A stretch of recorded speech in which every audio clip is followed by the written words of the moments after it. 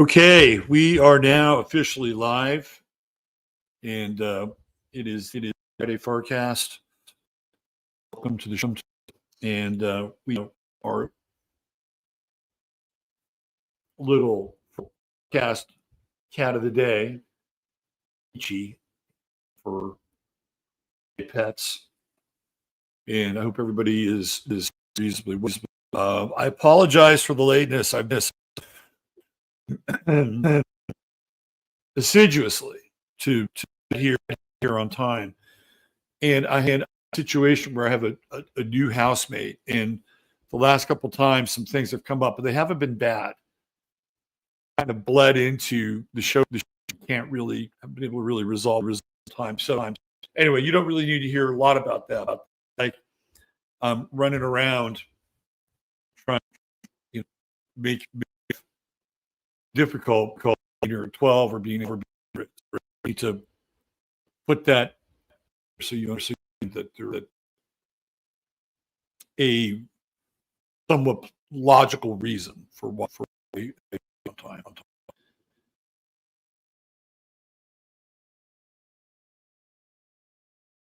Mic. For some reason my mic got muted. That's weird. Sandra Jack Shaw, she just booked her ticket for the Bridge Expo. How about that? Good job, Sandra. We got the man himself in here. I have to have a new nickname for Mark.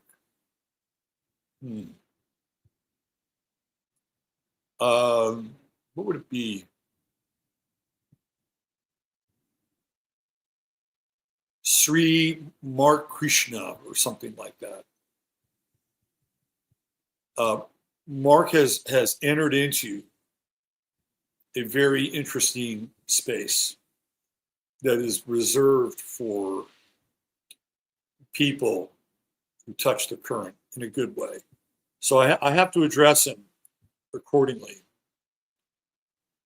I think you go backwards with Mark, which is Cram. Sri Kramanish. Anyway, we'll just call him Mark S for now. But I just want to acknowledge his elevated status as the laughing guru. We got Lauren here in a good way, not in a sarcastic way, but in a good way. I'm being completely sincere. Tom is here. Amy Gill is here. Julia Payne is here. Down in New Zealand, Dawn is coming. Shirley Loshavo, Sun Tzu. Good for Mark. Absolutely. Absolutely. And we get to those places often at great expense in a lot of ways. What did Ringo Starr say? Don't come easy, right? Melissa Urban, she's with us. Howdy right back. And had a great talk with Whit this morning, exchanged some health tips. It's really interesting, these relationships that we have. Like, I've met a lot of you. It's so funny. But back in the day when I started to get on message boards, and not just any message boards, like I had very specific ones, and they were sports related. The 49ers and the Golden State Warriors. So I had separate kind of friend groups on this one really obscure message board. And it started off as a part of the Utney Reader, which was this kind of liberal, progressive magazine that was published out of Minnesota. Some of you may be familiar with the Utney Reader. And they had the Utney Cafe, which had all these different topics, that old school BBS message board. And I steered so far away from the political side of it. But I was in on the sports side of it. And one of the things that I really wanted to do was to make sure that I met these people that I was communicating with. And it was the first time that I went from basically 4D to 3D in the digital space and in the chat world. And it was really a incredibly positive experience on both of those sides. And in a lot of ways, and those, again, I don't really stay in touch with a lot of those people anymore. Because I kind of gave up on sports for a while, and particularly Bay Area sports. It just got really so woke. And the guys on the Warrior side of things were all pretty much liberal, progressive, mostly Jewish. So Jewish left intellectuals. And they were cool to hang out with and talk sports with. The political side of things would get a little sticky, and I just found myself disagreeing with everything that they had to say. So I had to leave that. And now that 49er world, which was some guys in there that were a little more conservative. There were some old school people, but we would do things like get together in real space, and I would host like draft parties at restaurants and sports bars. And so when a team would, we used to call it U-Tune, Utney. Utney was really good. I think it's called the New Cafe. The Warriors were bad. I know they were bad, and we stuck by them. We would go to Ricky's in San Leandro, which I don't think is there anymore, or maybe it is, but it's not owned by Ricky and his wife. And it was the hub, man. Ricky's was the sports bar to go to. And whenever they would have the NBA draft, we would go there because the Warriors are always picking in the lottery. And we had our own room to us. It was a really cool scene. And we would do the same thing for the 49ers. And there were certain places we would go. We'd go watch like the first round and stuff like that. It was really cool. And like I said, I didn't always get along with them on a political or philosophical, maybe more philosophical. Some of them were really into Jung. And we could talk Carl Jung and really deep psychology, from the archetypal world or the mythopoetic world. So there were things that connected us. But on the political side, there was a lot less than there was more. But the thing that really struck me was that even when I clearly differed from some of their POVs, they were still really good people. And really, really liked them as individuals. I just didn't relate to their politics. And I understood why they were choosing certain stances. And it was much easier in real time to steer clear of that versus be on the message board. So anyway, that led to me having this idea that I always wanted to have 4D and 3D. And in this world, it's worked out really well as well. So I've met a lot of you. And I think it's a really cool thing. Anyway, we're here to talk about what happens next with this utter carnival that we're witnessing. And it really is a carnival.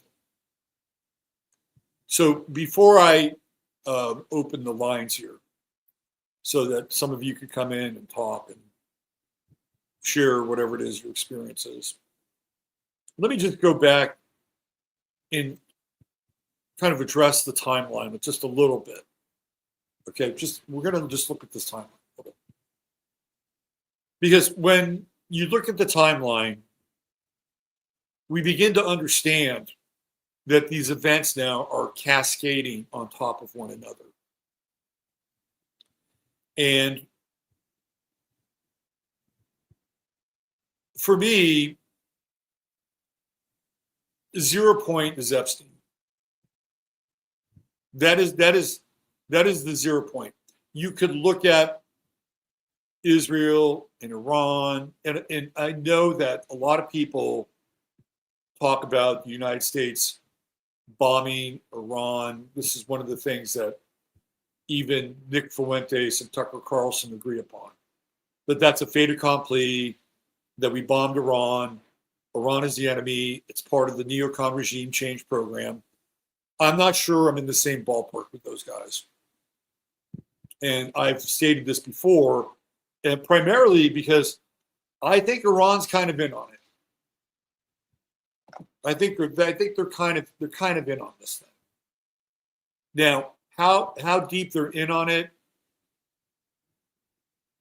like I was talking with Misaki this morning. We had a really good chat. When I cover ground in my car, I get to talk to people. And my question to him, and I'll just throw this out there to you guys. My question to you guys is, how much is complicit and how much is kind of an unwinding, barely controllable chaos? Because I feel like, you get that Venn diagram. And we were talking primarily today about Russia and how Russia gets really close to solving the problem and then they back off. It's like, well, why? Like, if you were going to really save Syria, why not just save fucking Syria? Instead of just moving in those M300s and helping Syria for a brief period of time. Why not just end it? Because they could have, but they didn't. You move it forward and you look at the war in Ukraine. I think Belarus is the new hotspot. We'll talk a little bit about that. Because I feel like that's probably part of the next step. But before we go there, let's just talk about Ukraine a little bit. The Russians, if they wanted to, could have ended this war 18 months ago. They could have ended this war in 2022, almost 3 years ago. Their military, their weaponry, both what we know that they have in the field and what they're kind of holding on the side, they could have easily flipped Ukraine. And it's not because, and did they do it because, or not do it because they didn't want to be perceived as worse pariahs as they are? No, I don't think so, because Russia already is seen as the great devil, right? The demon. Whether it's Europe, whether it's liberals, and now even to some extent the neocon MAGA right. When we talk about MAGA, we have to address them as neocons at this point, because that's what they've become. At least MAGA at a high level. Like, why didn't they do that? Why didn't they just go in, take care of business, and be done with it and get their seizure of land? Okay. You could make an excuse that they didn't want to be seen as the bad guy. They're already the fucking bad guy. Why? They're already the villain of the worldwide wrestling entertainment. And I think maybe that's a really good model to look at, where villains can become heroes, heroes can become villains, people switch sides. It's very hard at times to always know. Like, there was a time when Roddy Piper was a bad guy and he became a good guy. And you could have good guys become bad guys in that world. And I think that model applies as well. So the idea behind Russia taking all this time to be in this war with Ukraine is to bleed the West. That it's a variation on the model that the U.S. used with Russia in Afghanistan. Back then, they were the Soviet Union, the U.S., Charlie Wilson's war, through Jimmy Carter. They get behind the Mujahideen, and they bleed the Russians out in a war that they can't win. And there are historians that will tell you that that's one of the reasons why, when Reagan eventually takes office, that it's easier to push that domino and then the wall falls, because Russia had expended all of these resources on trying to go into Afghanistan, take over Afghanistan, and lay claim to all the minerals and the gas and whatever it is that they have in Afghanistan, which is, I think, somewhat significant. But they get bogged down in this war. They spend all this money. They have all these losses. And it is a stain on their track record in terms of winning these wars. Because for all intents and purposes, the Russians and the Chinese were backing the Vietnamese in the Vietnam War. And they won that war. Right? That was kind of a proxy war. But they won the war. If you look at the overthrow of Rhodesia, again, with Zamla and Zamu, right? These are the two revolutionary forces that were going up against the Rhodesians. They were both Chinese and Russian backed. And they won.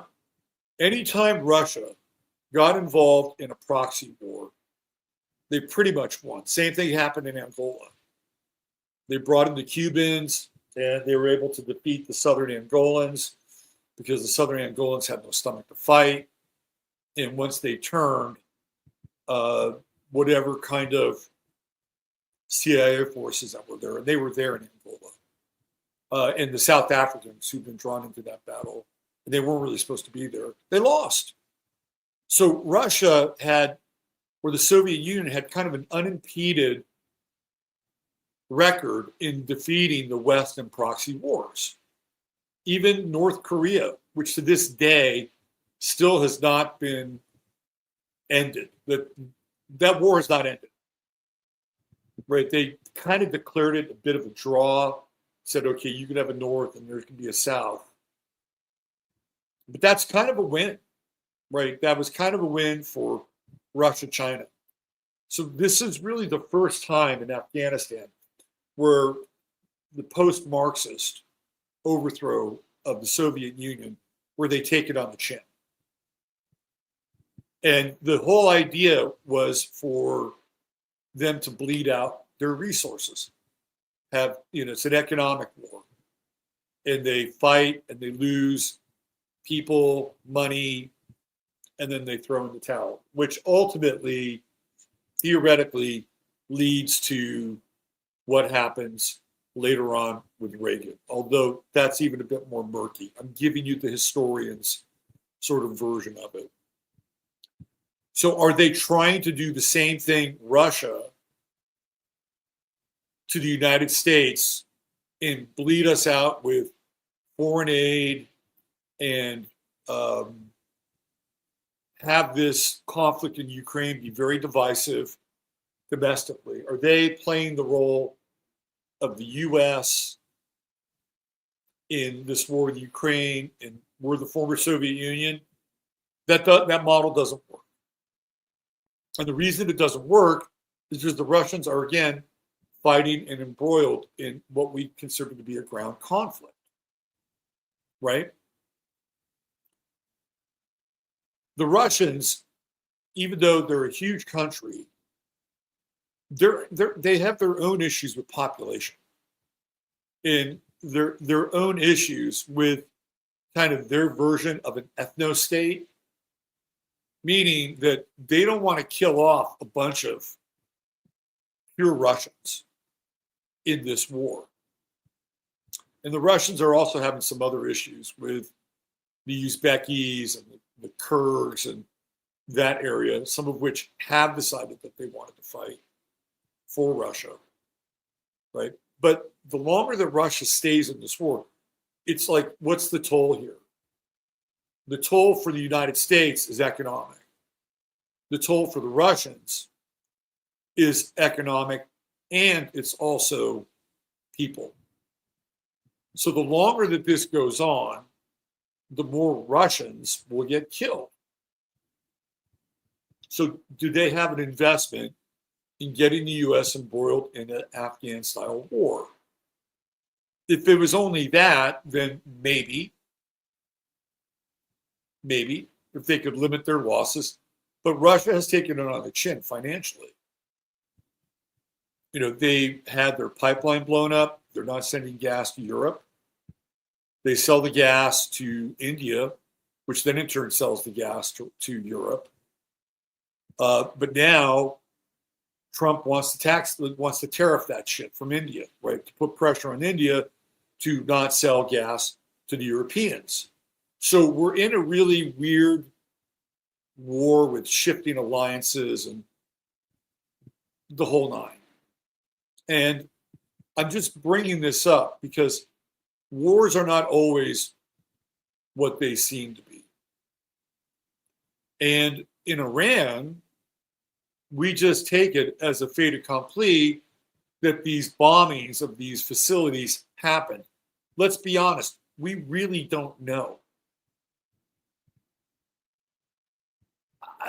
I mean, is there any real footage, and can we even trust the footage? For me, the answer is unequivocally no.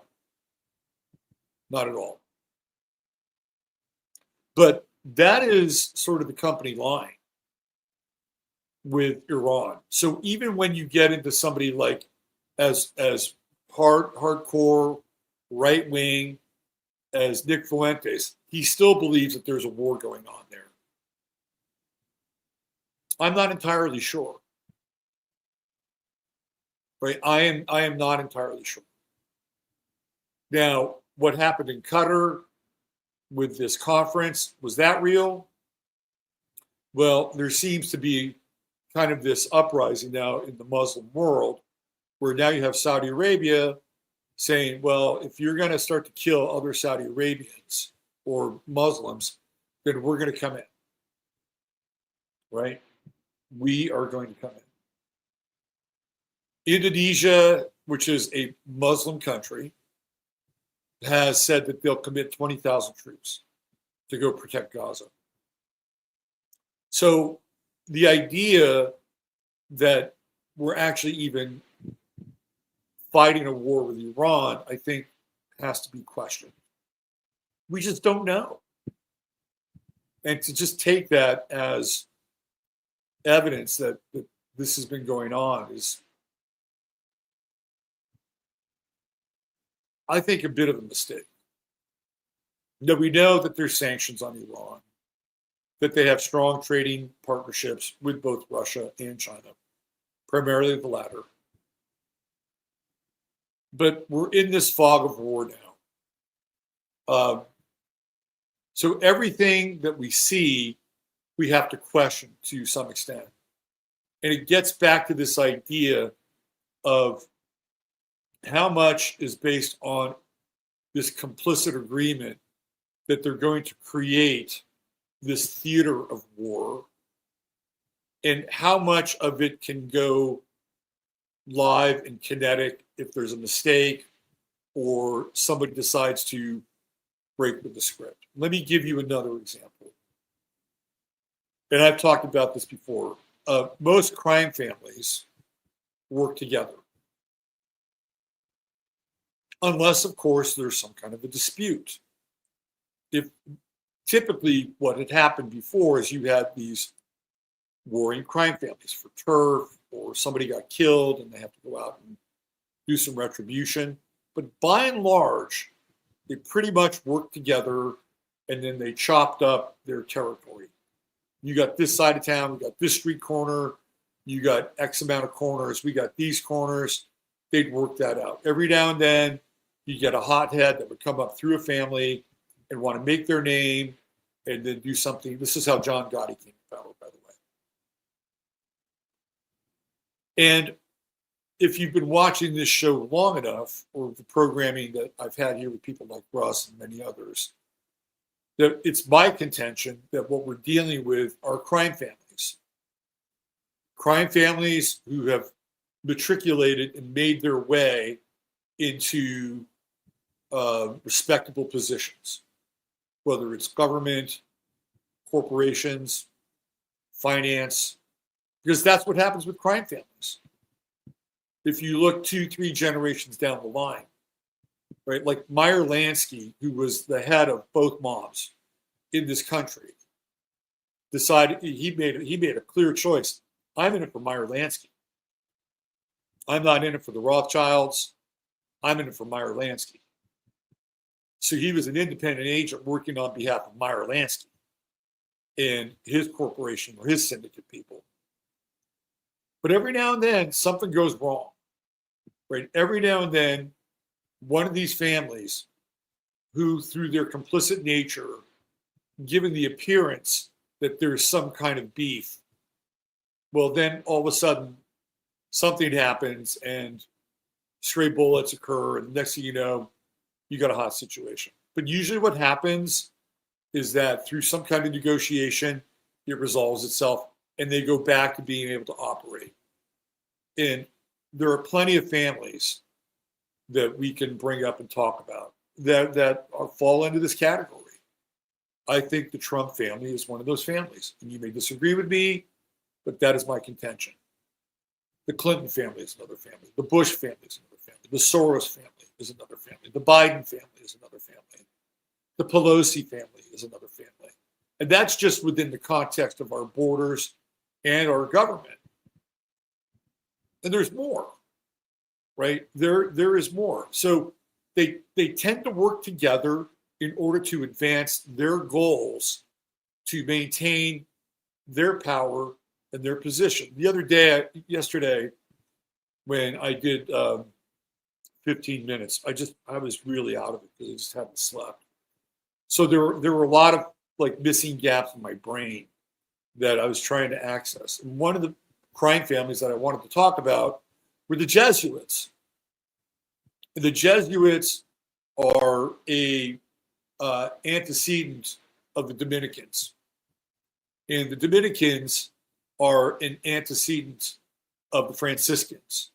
The Franciscans are antecedents of the Cistercians, and the Cistercians are really one of the first groups of the monastic order in Europe, right? So when you go down those monastic orders, you eventually have Loyola of Ignatius and the Dominicans and the Jesuits.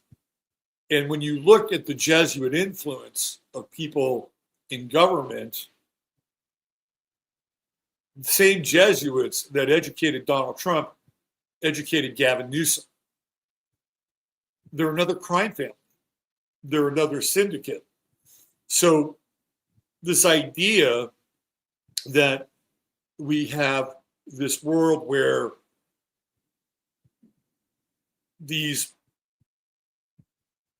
forces are at war and dueling conflicts is not really true.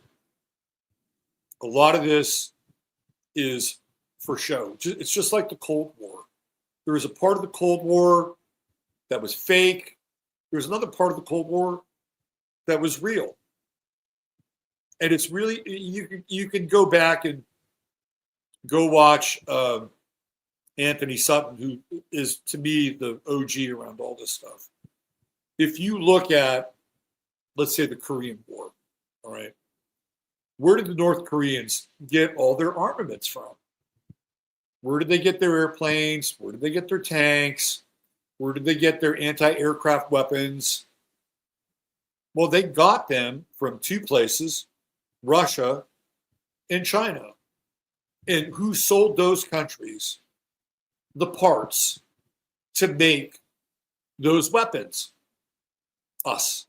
We did, either directly or through a third party. So in essence, what we were doing is we were arming ourselves against ourselves. And Bill Cooper talks about this, like it's been around a long time. Why would we do that? Why would we provide these weaponry to kill our own people and lose wars? Well, at a high level, you can see that it's all theater and that both hands are controlling both sides of the conflict. This is what the Rothschilds learned very early on. They didn't care who won the war, because whoever won the war would be beholden to them.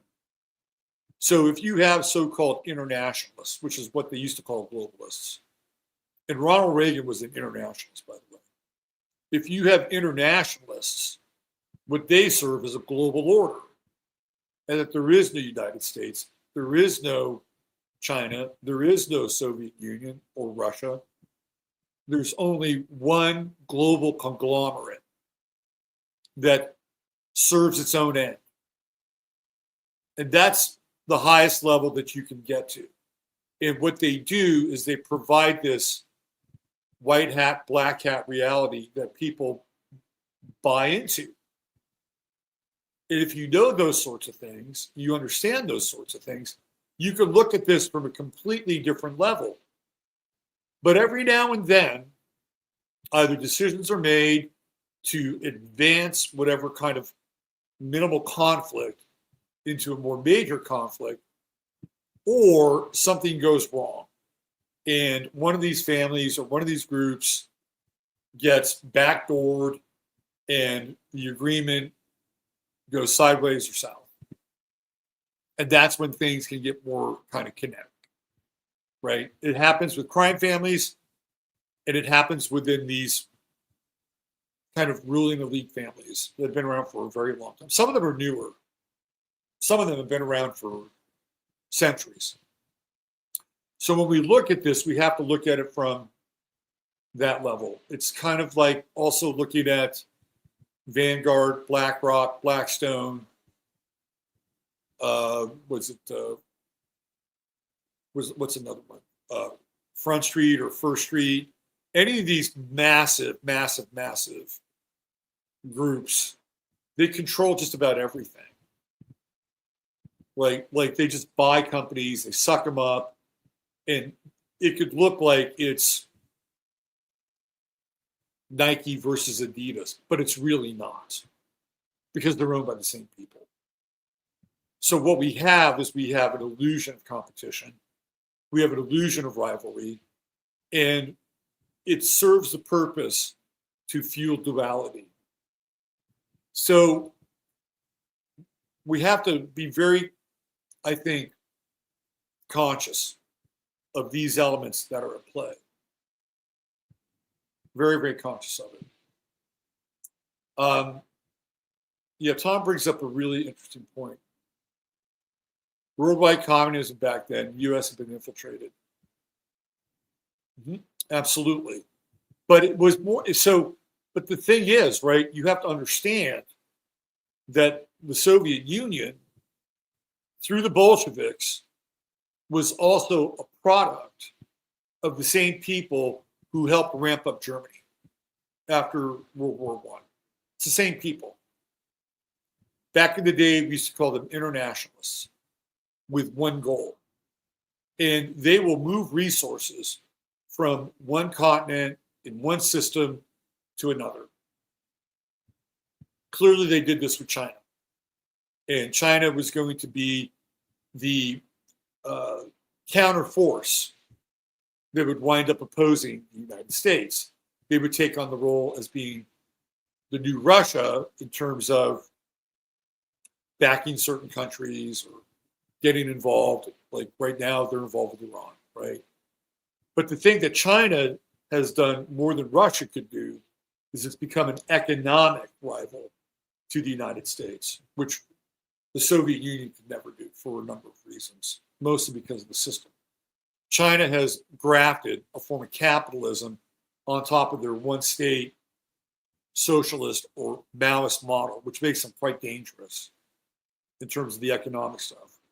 And what's fascinating is that if you, and Tucker Carlson brought this up to Ted Cruz, which I thought might have been his best point, besides catching him on his lack of biblical knowledge, is that once the wall fell,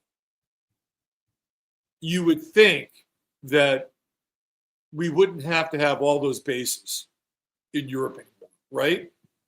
Like we could just bring that shit home, because that's why those bases were there.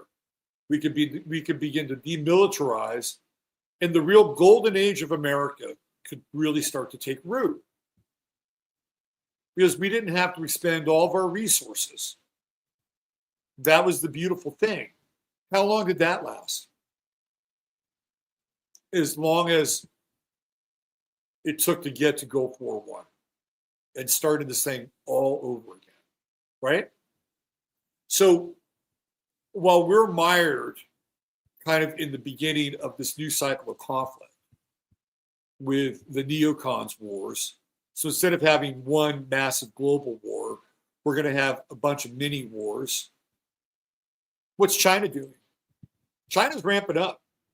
China's getting rich. China's moving ahead. And for us, we get bogged down. And we get bogged down in the 90s with the Clintons. Domestically, things are starting to get weird. Meanwhile, as they're getting weird, they're giving away all these trade secrets to China, most favored nation trading status, fucking over Americans. They've got the deal with the Walton family, also from Arkansas, which greatly enriches the Chinese. So it's a different kind of war. In those 8 years of the Clintons and the 4 years of George Bush are critical to this country. So instead of focusing on the United States and creating the golden age, we have a bunch of compromised people who are ultimately either communists, sheep's and wolves in sheep's clothing, or they're internationalists. Now, you got to keep in mind, Bill Clinton started off as an internationalist. He was plucked, and they got him to Oxford as a Rhodes Scholar. He got kicked out because apparently he did something to a woman that he shouldn't have done. But that's how he was raised. And I mean, you can see with Bill Clinton, the model, like it's there. There's a picture of him as a young man with JFK. I mean, really? What are the odds around that, right? And most people who have followed the whole Clinton thing know that there's a very good chance he's really on the father's side, the paternal side, a Rockefeller. We've covered this. The Rockefellers are internationalists. Now, Hillary, she comes from a socialist background. That's her background. She literally studies at the elbow of Saul Alinsky. She wrote her thesis on Saul Alinsky. And Alinsky is a socialist, Bolshevik Luciferian. Very bright guy. Extremely bright. But I wouldn't necessarily call Hillary Clinton an internationalist. I think she becomes that as she matriculates through the system. And again, forming a syndicate, the Clinton syndicate, the Clinton crime family. The Bushes, they're internationalists. That's what they are. Going all the way back to Prescott Bush, the involvement with World War II, the Nazis, right? These are internationalists. And their goal is to create a one world order. That's the end game, ultimately. In order to do that, you have to level one side of the playing field and elevate another side of the playing field. And the big log in the road has been the United States, both in terms of its people, its ideology, the shredded semblance of whatever we have left of the Constitution and our system, which is on a respirator right now. But that's always been the end goal, is to fold all of this into one global system. So in order to do that, they will work together and they will work apart. Work together and work apart. Now, where are we now in the work together, work apart? Well, we've just gone through the Charlie Kirk experience, which is still very fresh and a lot of wounds. Just tune into Candace Owens. You'll see how fresh that wound is. I am not here to get into whether or not Charlie Kirk is alive or dead. or whether it was faked or not faked.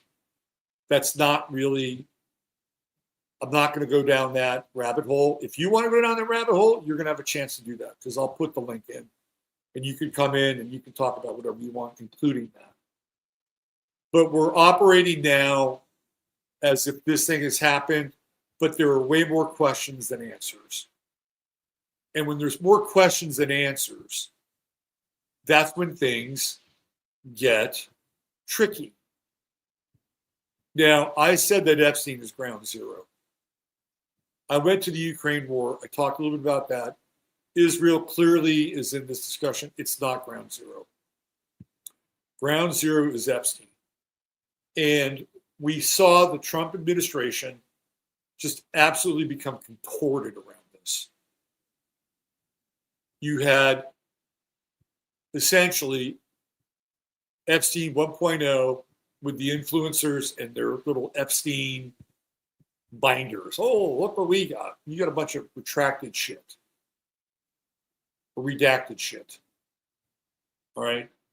And with the promise that there's more coming. That was 1.0. You remember that? That was Epstein 1.0. Well, where's 2.0? 2.0 is, yeah, there was really bad child porn with Epstein. And that was it. And then you have Trump basically saying, it's over, move on. He was a terrible guy. Why are we talking about this? It reminds me of my second marriage. Why are you telling me how bad I am in therapy? Can't we focus on how great this country is running, meaning my household? Which probably wasn't the truth. But that's where Trump wanted to go. Trump wants to get on with the business of running his program. He doesn't want to be bogged down by his past. And whether you agree with me or not, I believe that Donald Trump was way tighter with Epstein than he or anybody close to him wants to really admit to, right? So it starts off with, no, he wasn't in the files. Oh, if he wasn't in the files, the Democrats put him there. Oh, he's in the files because he was working for the FBI. Epstein became a problem. It's still a problem, but how do you get rid of a problem? You have another event that becomes bigger than the problem that people are trying to wrap their head around. And I said this before, and this is part of it, that the Charlie Kirk event is one of the reasons is to get and I used a very gross term, but I'll use it again because my mic wasn't that clear that day. It's to get the taste of Epstein's dick out of their mouth. So you have to have hydrogen peroxide or bleach to swish it out. And the Charlie Kirk event is the bleach moment. But now there are more questions about Charlie Kirk than there were Epstein. So what's happening is this thing is inverting in on themselves. And in order to now squelch the volume around Charlie Kirk, there has to be something bigger than Charlie Kirk. So that we're not asking these pertinent questions. Nothing around it adds up. I think we can all agree upon that. And the FBI just closed their investigation. There's no other possibilities. We found the guy, and now they're going to cram everything that they can in order to frame this kid who doesn't look like he could kill a fucking housefly, to be honest with you, to make him the guy on the roof. And we just had a shooting here in Texas this past week where we had a shooter on a building outside of an ICE facility who he's a rooftop shooter, and he's shooting indiscriminately into a van. Tell me what world that makes any sense in. Let's say they were opposed to ICE. And let's say that there were people who were being shuttled out in that van. Why would that person potentially shoot the people that he's trying to protect. It doesn't make a lot of sense. But what it does do is it reinforces this idea of a rooftop shooter. That's not the bleach mouthwash. The bleach mouthwash has to be much bigger. So my contention is that something bigger is coming. And I know a lot of you are up to speed on pretty much everything I'm talking about, but Pete Hegseth just summoned all the king's horses and all the king's men to Washington for an emergency meeting. Why is that? If you're paying attention, all these countries have told all their people to leave Belarus. Belarus is the place you want to look at. Number one, they pose the most resistance of any country in the world to COVID. They were said, no, we're not buying it. We are not buying this bullshit.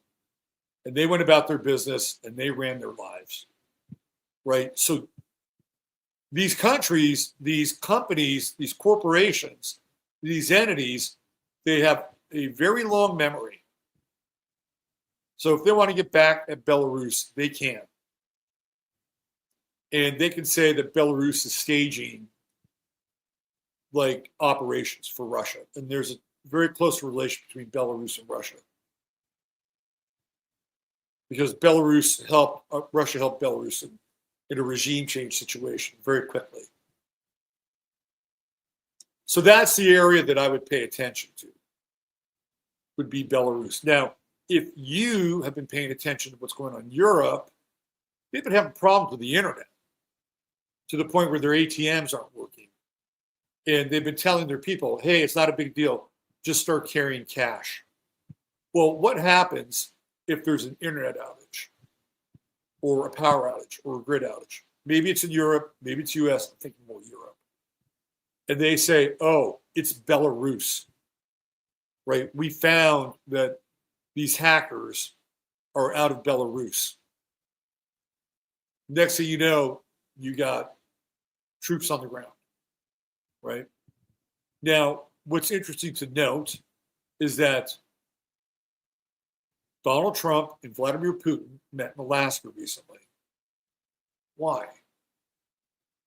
Why did they meet in Alaska? Was it to talk peace, settle what's going on in Ukraine? Or was it to go over the next level of the script? Question mark.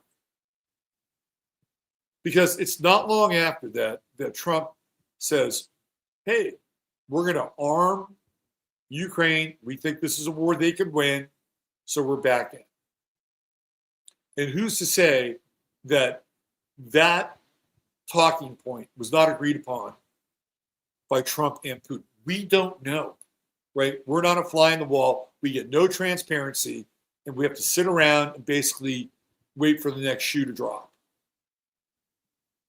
But that's how these things would go down, right? We have to, they have to present the semblance of a threat, a bad guy, a boogeyman, and to keep people in this ongoing state of chaos, disorder, duality, good guy, bad guy, white hat, black hat, cabal, no cabal, right?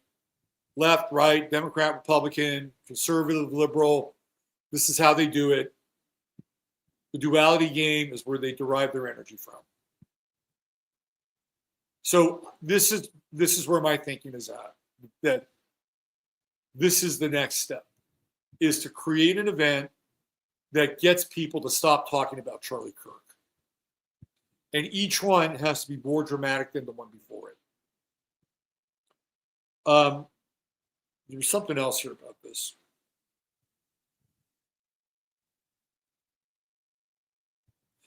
Israel is clearly part of the equation. I think, isn't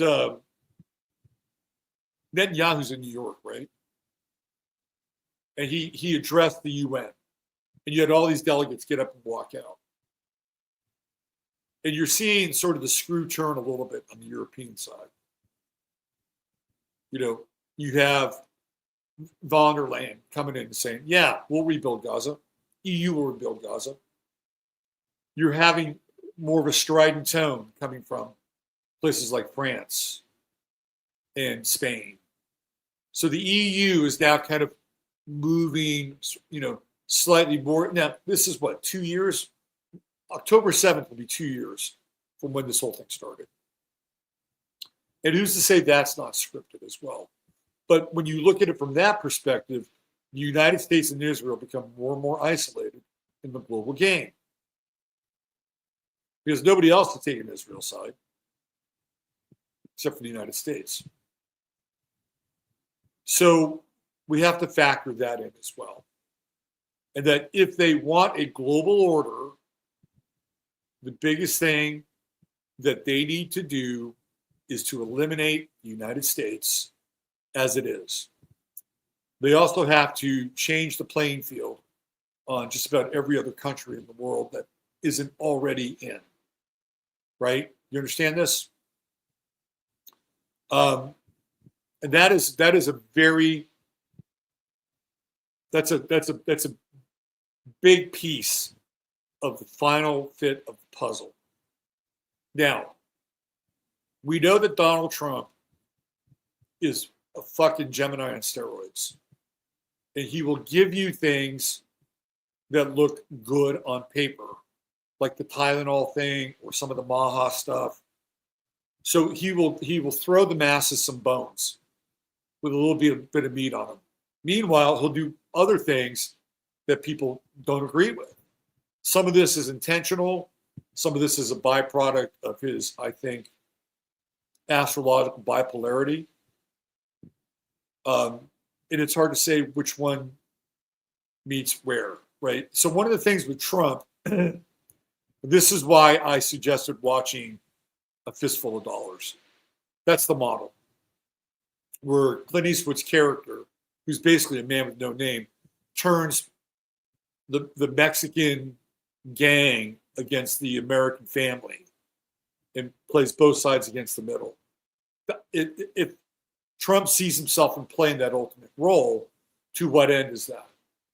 I think on Trump's end, and if you were to ask Steve Bannon, who I think would agree with him, is that if there's going to be a world order, then it's the United States that needs to lead the world order. Not the EU, not the UN, not these global consortiums. That it's the United States wins the quote unquote global world order. And now is the one that's controlling everything. Like, is that Trump's end game? Maybe.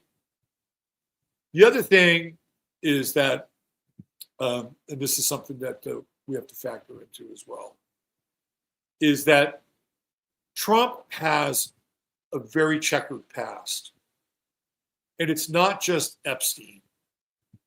Trump has a relationship with these Russian oligarchs.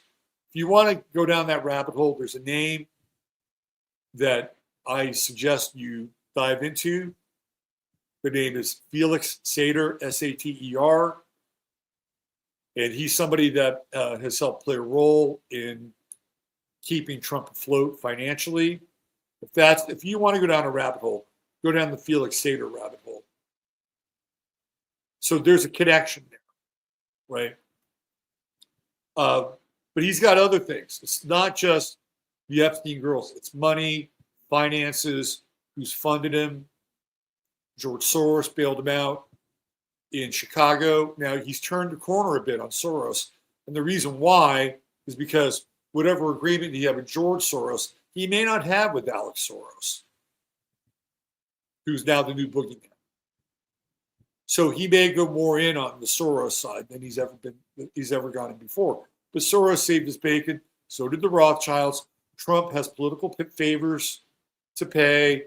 He's got a lot of skeletons in the closet. So if you were Trump, what would you want to do? You'd want to take down all the people that have the skeletons.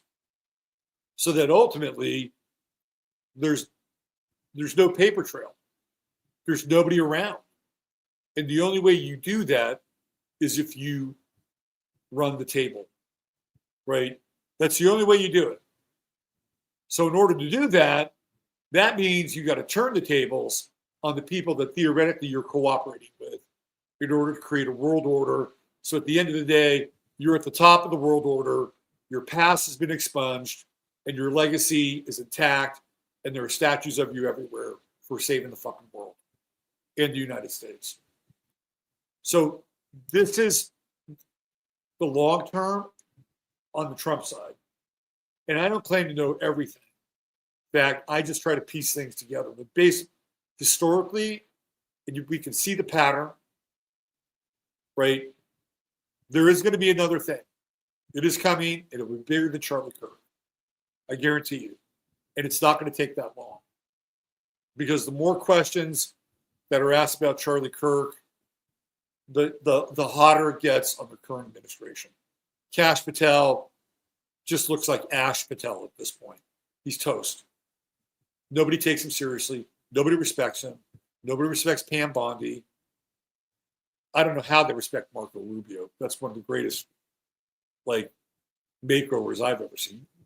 And David and I talked about this. You got to keep your eye on Marco Rubio. He's got his eyes on the top.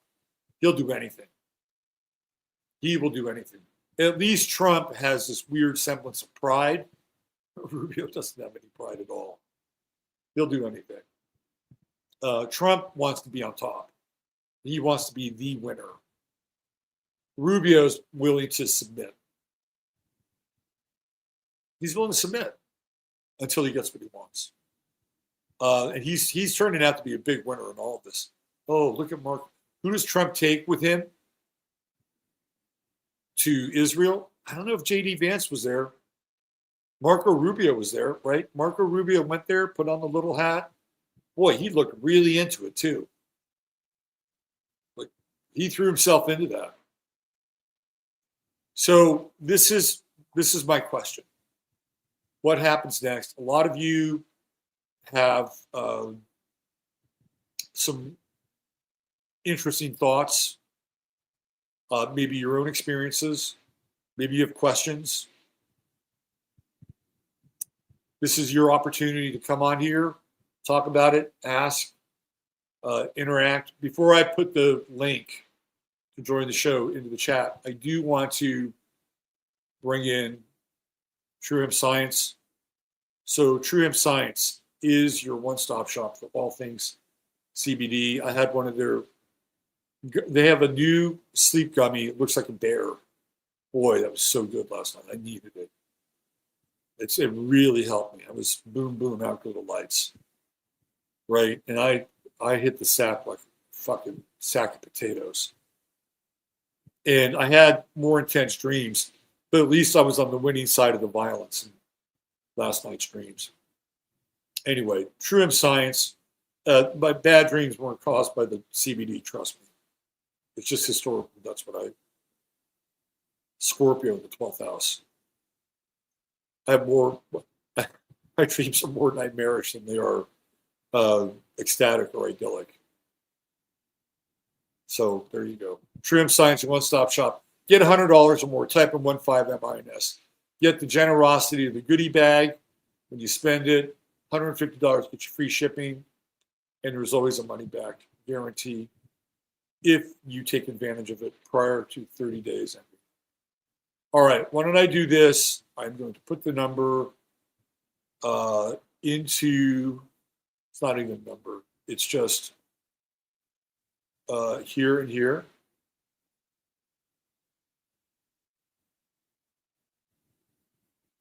Right here.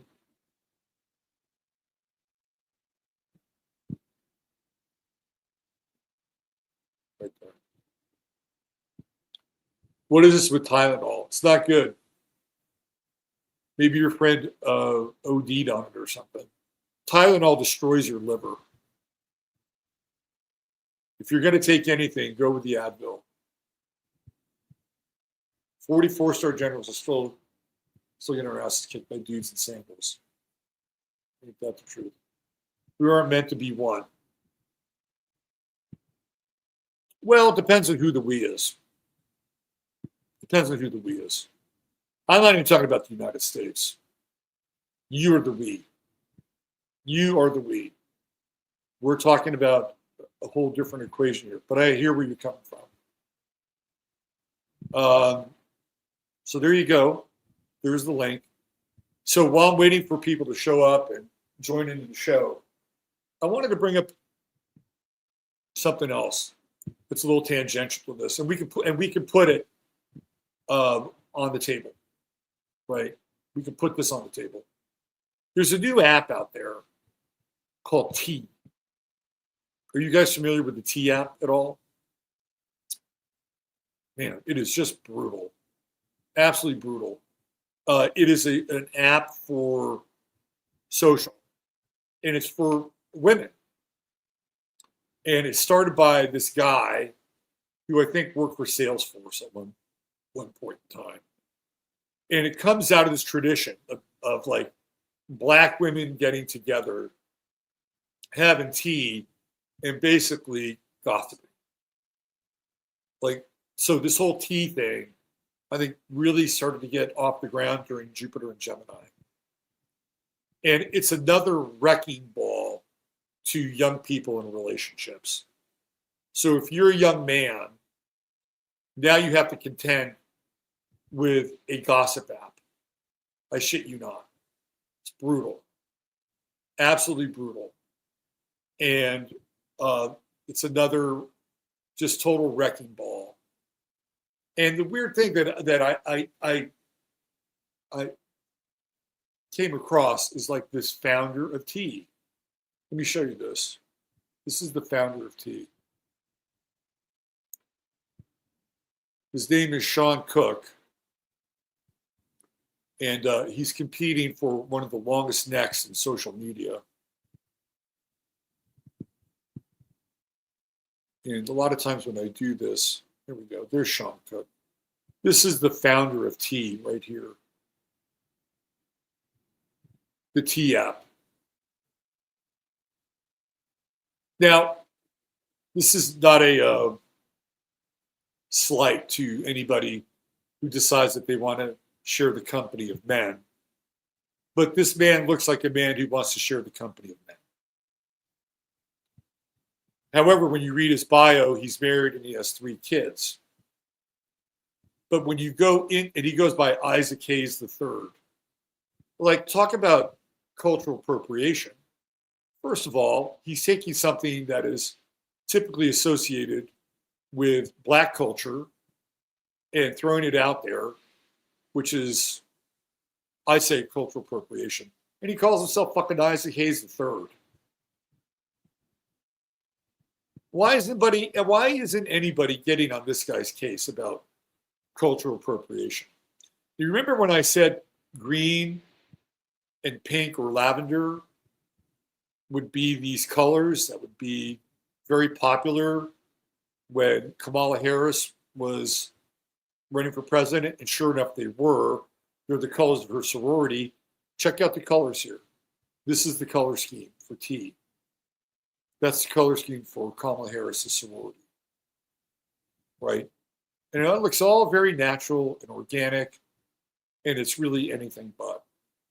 It is a synthetic takedown tool of what we would call safety, security, privacy, and monogamous relationships. So I wanted to throw that out there. My son has run into this. His roommates have run into this. It's like terrible. It's poison tea is what it is. So if you want to talk about that, we can throw that out there. That's another topic that we can throw into the conversation pool. So there you go. There's the link. I'll throw it in there again if you want to come in here and chime in right there one more time. There it is. He looks cheesy. Very cheesy. Ultrasounds are not great. No, they're not great. They're not great.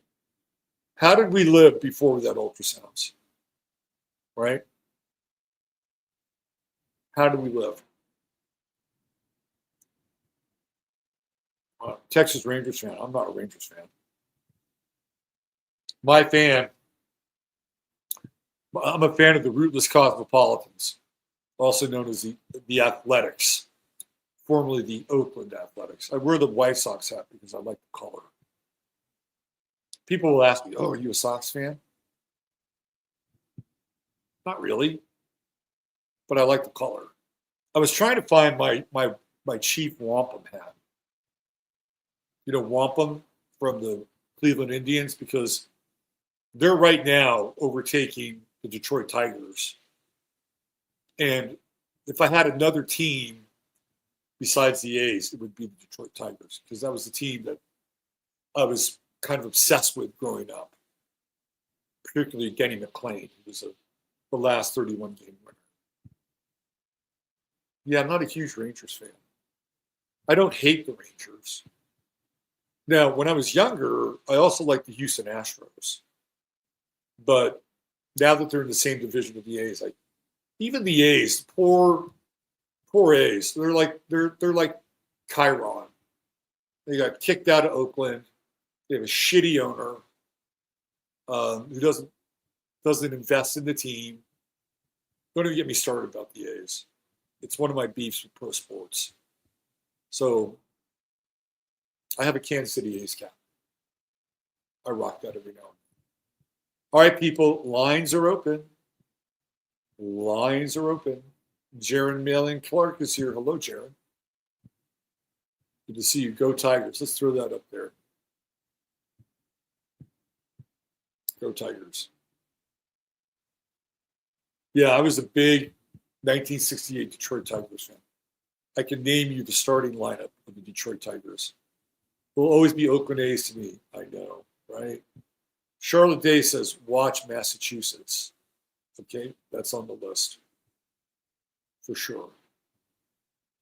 I would say this thing, I think, has to go international at this point. Like, we're getting very close to longer, deeper entanglement. And it's only a matter of time before they move on from Charlie Kirk. If you see the thumbnail, I was trying to get the ghost of Charlie Kirk looking down up over sort of the assembled gathering there on the White House. By the way, they've put a huge amount of fencing around the White House again. Is that because Netanyahu's coming? Is he going to be there on Monday? I don't know. Question mark. Netanyahu can't go to Europe. They'll arrest him. I don't know if the ICC, International Court of Crimes, Criminals, right? I don't know if they're going to, if they've taken him off the list. But he's a wanted man in some of these other countries. So his safest haven is the United States, which is why he comes here. He's treated better than Trump. Can you imagine that? I can't. Because we're witnessing it. We're watching it. Do you know if the stadium where the Royals play is related to Aquarius, the water and fountains? Well, could be. So, Thomas Barnes. We got Thomas Barnes. I'll answer your question. We're going to bring Thomas Barnes in. Sure. Can you hear me all right? To the show. Yeah. Can you hear me? I think you're muted on your side. You want to check your mic. Okay. How about now? I hear you. Can you hear me? Yeah. How about now? Oh, yeah. You're good, brother. Welcome to the show. Thank you for chiming in. Cool. I'm outside, so you might catch some wind. Two things. Just kind of wanted to comment. One is thanks for what you do. You know, it's great entertainment, and it keeps me from having to watch the collapse. I can kind of just view it through your lens and check me out. I'm filtering through the collapse for everybody. Yeah, exactly. So yeah,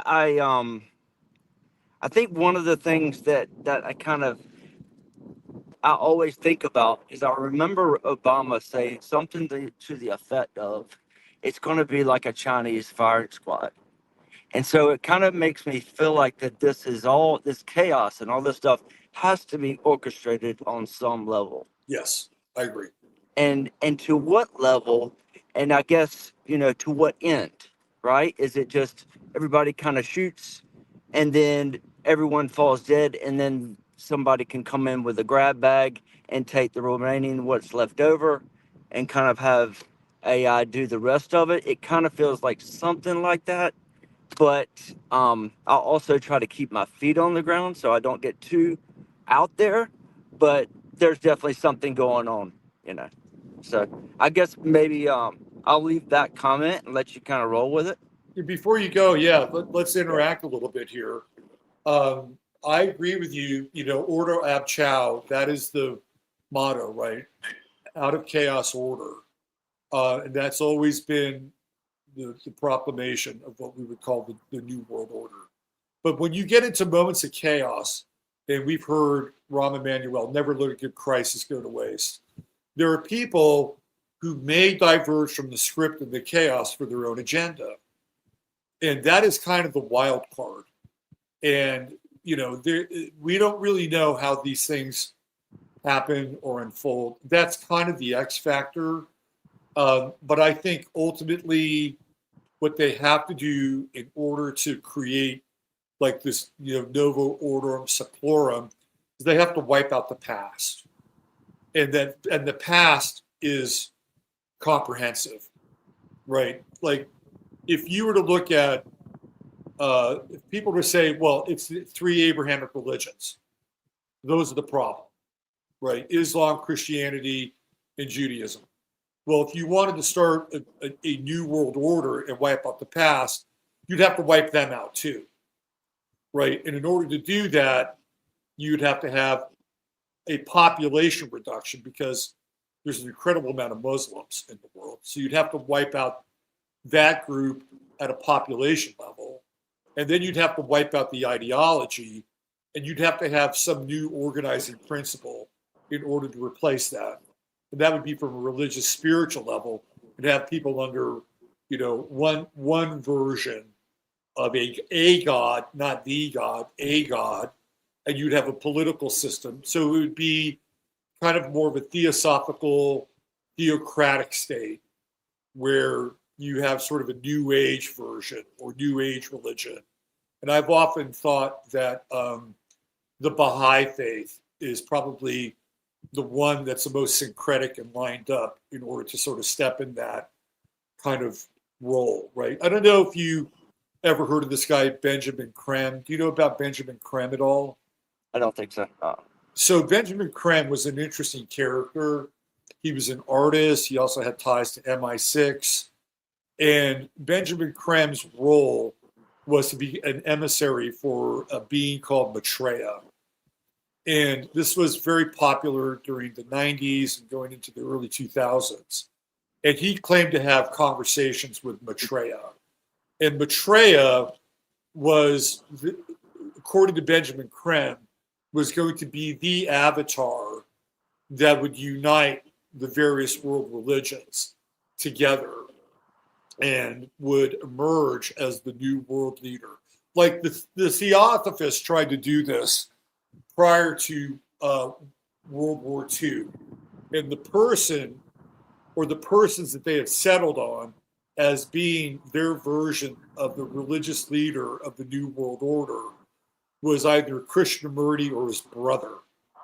And the Theosophists went to India to go find Krishnamurti and his brother, and they found them, and they brought them first to England, and eventually they brought Krishnamurti to the United States in Ojai. And that was the plan between Krishnamurti or his brother. One of the two of them was going to be the spiritual head of the Theosophical New World religion. What happens is that Krishnamurti's brother dies, and he gets kind of hip to what the Theosophists are doing, and he breaks ranks with them. And he starts to have his own kind of spiritual teachings, which are anything really but like globally oriented. Like he's very different from a lot of the other sort of Indian saints and mystics. So they've been working on this for a while.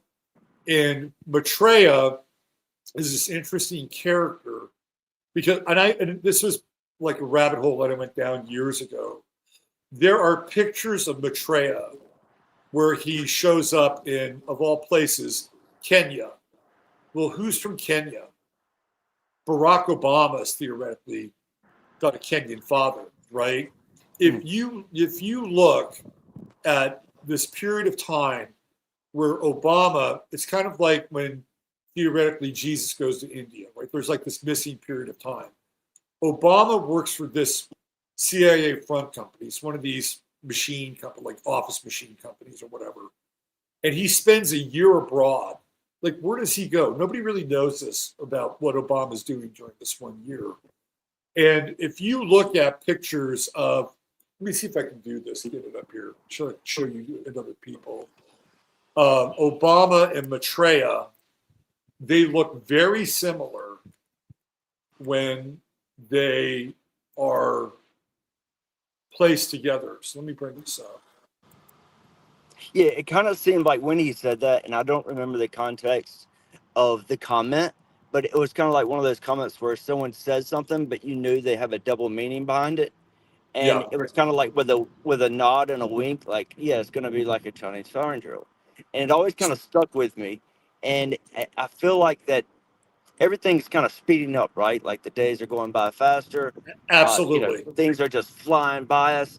And it just seems like we're primed for that perfect scenario. And where it's not necessarily like us against them, it's everyone kind of against everyone in this state of everyone against everyone else. Yeah. Right. Yeah. It's like turning us against everyone else. So when you go through and do like an image for Obama and Maitreya, these pictures are really, really hard to find. Let me see if I can do this,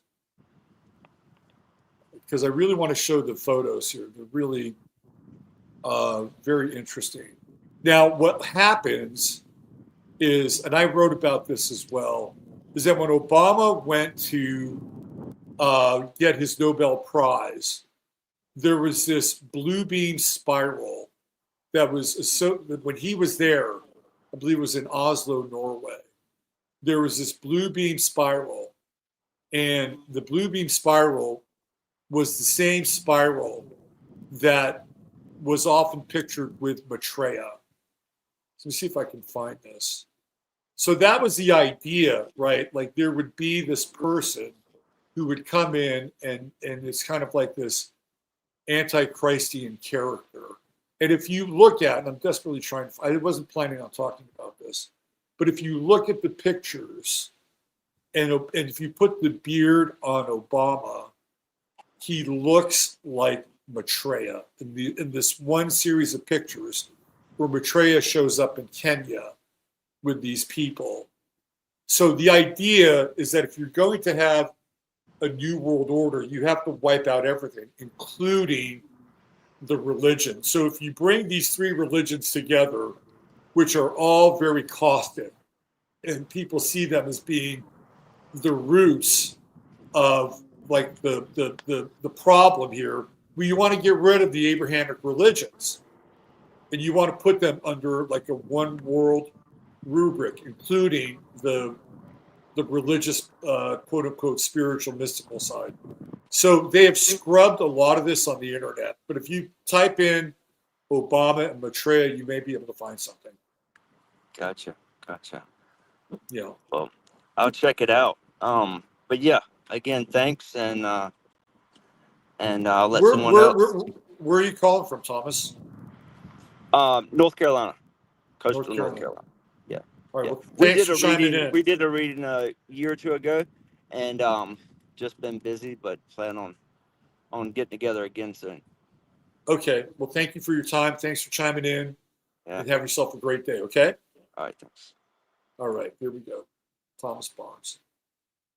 Yeah, it's all divide and conquer.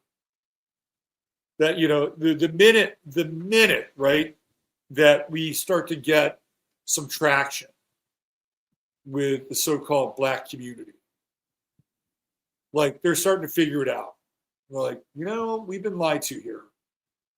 We've been lied to by these people that have promised us all these things. What do we get? We get a black and white crime down in, of all places, North Carolina, right? And it's like, oh, we're back at each other's throats again, right? So they just keep drudging up the same grievances over and over and over again. So, hey, I'll throw this back in here. You guys can do this. If you want to come back on, there you go. Let me go back into Google here. And let me see if I can find some Google. You used to be able to find this shit picture-wise in Google. Can't find it. You just cannot find it. Like, dead internet. And I'm seeing it right now. Let me see if we can think for a second. Hold on. Another one.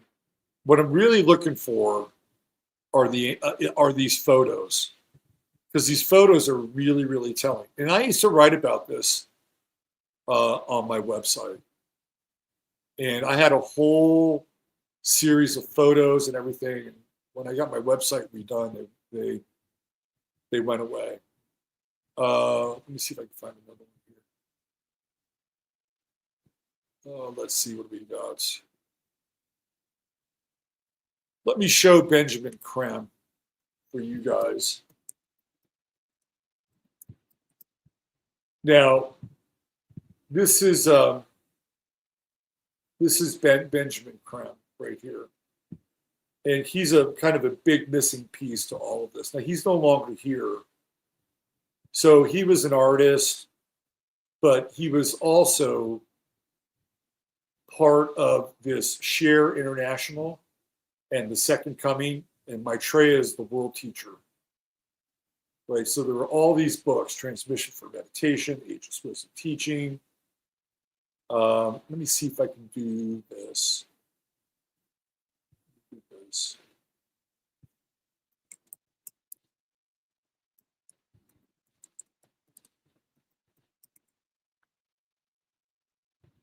Here we go.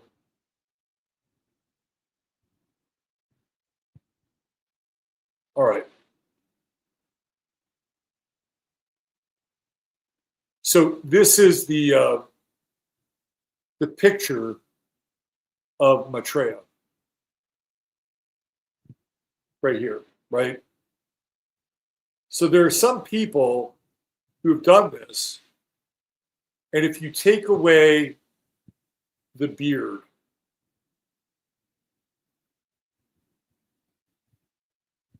it looks a hell of a lot like Barack Obama. Here we go. This is the smoking gun, right? This is what I was looking for, was this picture. Where is the picture? It's right here. Right here. So the appearance of Maitreya in Kenya would coincide with Barack Obama's year abroad. Just saying. Right now, is it too late in the beginning for him to put on the Maitreya robes? If that's true, don't know. Right, but this was kind of the idea, and has always been the idea. And this gets into like Antichrist territory, biblical prophecy, and it also gets into like the Pike scenario. And the Pike scenario is that there would be a war of the Christians versus the Muslims. It would be this bloody conflict. The Christians would win. A lot of Muslims would die. And then the spirit of Lucifer would descend upon who was remaining on the planet, right? And there would be a world teacher that would come in and play that role, and you eradicate the Abrahamic religions. You eradicate this idea of Jesus, right? You eradicate Mohammed. You eradicate, even if you wanted to, it's like changing a brand. You even eradicate, the high holy days, right? And everything that's associated with Judaism, because they're the things that led us to this final conflict. And then you're going to have one religion, right? One tower to rule them all. So there has to be an individual that would play the role as the world teacher as it relates to that. And then you have a whole new economic system. You have a whole new technology system to build back better stuff, right? But it's really the golden handcuffs, ultimately. It's the system of the beast. And if you go down this path far enough, that's where it takes you. But in order to get there, you have to eradicate everything, right? There has to be no remnant of that previous world. And if there is, it's so dangerous and toxic. It's sort of like walking down the street with a swastika armband on your shoulder, on your bicep. Anyway, let me just go back again and show you one more time. This is the image that we were searching for right here. And I'll put the link in chat if you guys want to read up on this on your own. Right here. And this is something that, again, I've been the first time I heard Barack Obama's name, just instinctually, I typed into Google, Barack Obama is the Antichrist. It's around 2008. The amount of search results I got were stunning. They were mind-blowing. Even in this nascent stage, there were people that were already adding it to cliff highs, like language set. It was amazing. It was like, holy shit, what's going on here? Who is this guy? Type it in. My instincts may not be that far off. And then when you go down the Maitreya rabbit hole, and when Barack Obama is in Oslo, essentially accepting his Nobel Peace Prize, they have the blue spiral light. And it's the same blue spiral light that's associated with Maitreya and his legacy and organization. Let me see if I can find this.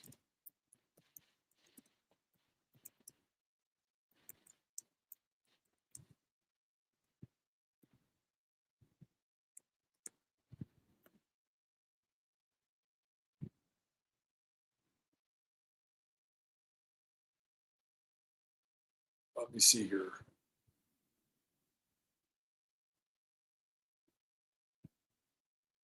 So you get some like ridiculous posts. Let me see. So let me show you the blue spiral light. Now, this is not something that kind of went under the radar. Let me show this to you.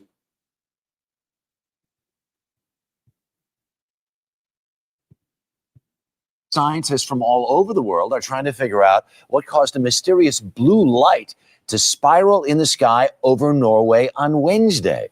CBS News correspondent Sheila McVicker has the latest on the mystery. Sheila, good morning. Good morning, Harry. Mysterious light indeed. A light appearing high in the Arctic sky, baffling those who saw it and exciting a lot of comment. Early yesterday morning, just before dawn, this appeared in the Norwegian sky. Hva I helvete er det der? That's Norwegian for what the heck is that? A blue light, small at first, growing into a spiral and then disappearing into what appeared to be a black hole. In the northern community of Trondelag and on a Norwegian military base, cell phones snapped, video cameras rolled, and bloggers got busy. A spiral of light moving and then suddenly stopping. There's still a lot of speculation to what it could be. The Arctic sky is no stranger to atmospheric phenomena. The northern lights and the seasonal flight of Santa just two. But the explanation here apparently lies across the border with the Russian military and another failed missile launch. A respected Russian daily first reported this morning that the third stage of a sophisticated Bulava intercontinental missile failed. And space experts point to the spiraling of this missile as it failed to launch properly as an explanation for the shape seen over Norway, the halo, they say, produced by missile fuel. The Russian Defense Ministry has just reported that a test launch of a Bulava missile from a submarine in the White Sea failed. It's an embarrassing failure for Russia. Of 12 known tests, at least 7 have been unsuccessful. The Bulava is a high-tech new generation. Well, that's what they're saying, but is that true? What's interesting is one of the guys who reports the light, right? And I'm just noticing this now. Let me go back here. And on a Norwegian military. Christopher Rakosi. Okay, so Christopher is Christ. Rakosi is one of the names that was given to Saint Germain. Interesting. Am I right? So Saint Germain was known as Saint Germain, also known as Sir Francis Bacon, and also known as Count Rakosi. And Count Rakosi is this really interesting character who shows up in basically when I say courts, I'm not talking about courthouses. I'm talking about royal houses and courts of Europe over hundreds of years. He's kind of like this immortal character, Count Rakosi. And he's one of the characters that supposedly Saint Germain, Thomas Bacon, Shakespeare, that Saint Germain is playing all these characters. And when you get into that, you get into the theosophical world. And you get into Benjamin Creme and the world teacher, the great world teacher. So even this name, right? If you're somebody who's looking for literally signs and signatures, Christopher Rakosi, are you kidding me? Is it this guy right here? Base. Cell phones snapped, video cameras rolled, and bloggers got busy. A spiral of light moving. I don't know if that's Christopher Rakosi, but if you're looking for like a smoking gun name, there you go. There you go. And you see Obama right here. He's in Oslo, right? Obama. Right there. And he's talking about the blue spiral light. So there you go. Black Ops hologram. I would agree with you. 100%. So were they setting the ground for Obama to become,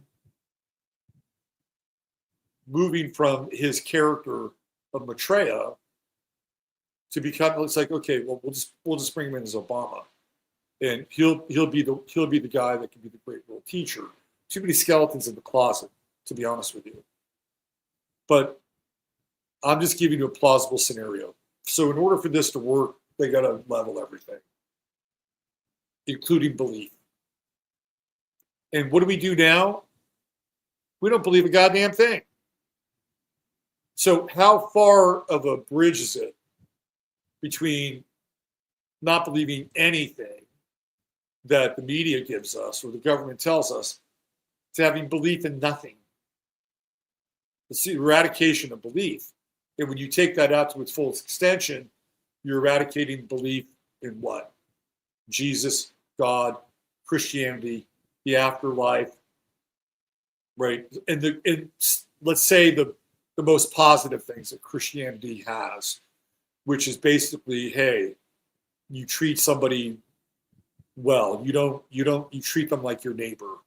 You practice charity. You practice love. You become a living vessel and instrument. You are an imitation of Christ in the best sense, not the worst sense. So even that has to go away. You have to have people so demoralized, so dispirited, so down that every turn that they look, for their spiritual mooring is gone. The pillars of their spiritual beliefs have been knocked out from under them. That's when they flip the script and a new program is inserted. I refuse to be demoralized. I agree. 100%. That's the game they want to play. Can't go there. You can't go there. Steve brings up nihilism. That's the latest stage. You have these accelerationist groups now. All right, we've got another participant. Let's bring Michael on. Hello, Michael. Welcome to your show. Hello, how are you? I'm good. How are you doing? I'm doing good. I'm going to ask before I start, do you believe in Christ or no? I mean, if not, that's fine. But this is a really good question, and I my belief is that I do my best to live a life that's Christian. I don't go to church. I don't the franchisement of church is not something I'm really into. But when I interact with people, I do my best to live in that mode. I had Jesus come to me in my room one time. It appeared to me. I begged God for forgiveness in a very, very dark part of my life, and I was saved, and I was resurrected, and but it's been my own journey, and it may not be good enough for some Christians, but that's where I stand with it. well, I can relate to your sentiment because I try every day that he will increase and I will decrease in my life. But like you, I haven't attended a church in I don't know how long because there's a lot of hypocrisy and a lot of things that I don't. If you go to a church and someone says it's my way and everybody else is wrong, that reminds me of what the Bible said when Jesus said, "Many false Christs will come in my name saying they are Christ."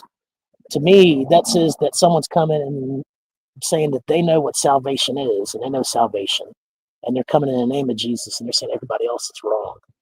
Because you got to remember, the Bible's very clear, and it says, "Let every man be a liar and let God be the only one found true." So, I'm very skeptical about actually going to a church, like a congregation. Yeah, I've had very mixed experiences around church people. I'll give you two examples, and they're very, very different examples. I've met some Christians who are absolute hypocrites and not practicing their faith at all and not walking their talk, but openly praying in front of people and making a big demonstration about how Christian they were.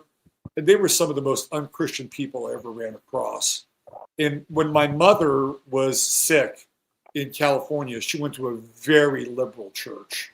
I mean, so liberal that the pastor who was trying to get young people into the church was looking at the spiritual teachings of Taylor Swift, okay?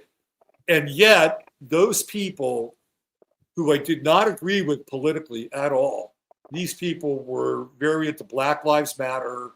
They were about as progressive as you can get inside of a Christian church.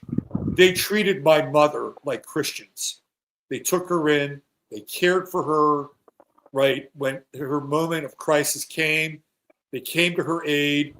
And so those people, to me, were demonstrating the spirit of Christ. Now, how they related to that in a social sense, in a political sense, I didn't relate to at all. When it came time for them to step up and be with her, I was deeply grateful for them. So it's weird, right? You have this one dude in particular that I knew and had a very hard interaction with one time. I was coaching a baseball team, and I was trying to get one of my guys on my team voted to the All-Star game because he was really good, and none of the coaches on my team in the league knew who he was. The one guy that knew who he was was an opposing coach. He'd make a big deal about praying with his kids. You know, he was one of these muscle-bound dudes, right? And the guy had coached him before, and he was pissed at me because I had gotten him for my team. I had no idea that this guy had any relationship with this kid. I just saw him play at tryouts, and I wanted to pick him. And so I picked him one pick before him in the draft. And I think he always had that in the back of my mind, in the back of his mind. So I'm going to the guy who's coaching the All-Star team. I said, hey, you got to get this kid on your team. He's like second to my team in batting. He's an incredible athlete.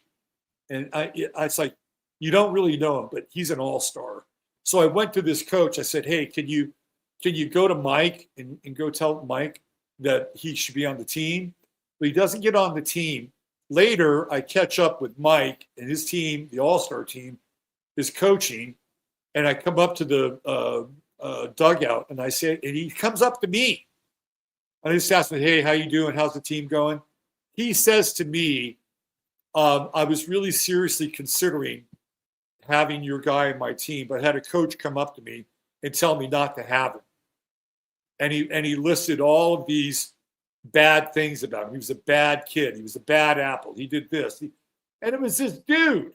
It was this supposed Christian guy who badmouthed. He bared false witness. And I see shit like that, pardon my language. And I'm like, and you want me to go to your place of worship where people like you hang out and badmouth this poor kid? It's like, nah, I'm not there, right? But on the other hand, you get these progressive Christians who literally are having workshops on BLM and transgenderism. I shit you not. And they're the ones that step up to become Christians to my mother. I'm like, I'm just going to do the best I can on my own. And, you know, we often fall short of what's asked of us. We're not perfect. None of us are perfect. And we all have to deal with the God within us. But I feel in my heart of hearts, at the end of the day, that if you're going to live by the teachings of Christ, that you have to live them. And that's the way that it was supposed to be. It was never supposed to be set up to be, you know, church's fried chicken, right? No, it was like, it's you, it's me, it's all of us. We have to take that mantle on. And if we're clear enough and we're honest enough, we know where we sit with that. And if we don't, then we've got some questions to answer, not only in this lifetime, but whatever the next one holds for us. Right. Well, you know, when it comes to not just Christianity, but anything that someone says, right? Someone can say whatever, but that doesn't actually mean that that's where their heart is at. Exactly. You know, you see this all the time at, like, let's say that you have a family, this is all hypothetical, but let's say you have a family gathering, right? And let's say you have a bunch of people there at a family gathering, and, you know, let's say that someone's nephew walks up to someone and says, oh, hey, you know, I've missed you. How have you been, or whatever? But really, they haven't thought about that person at all up until that family reunion. You know, that's like disingenuous.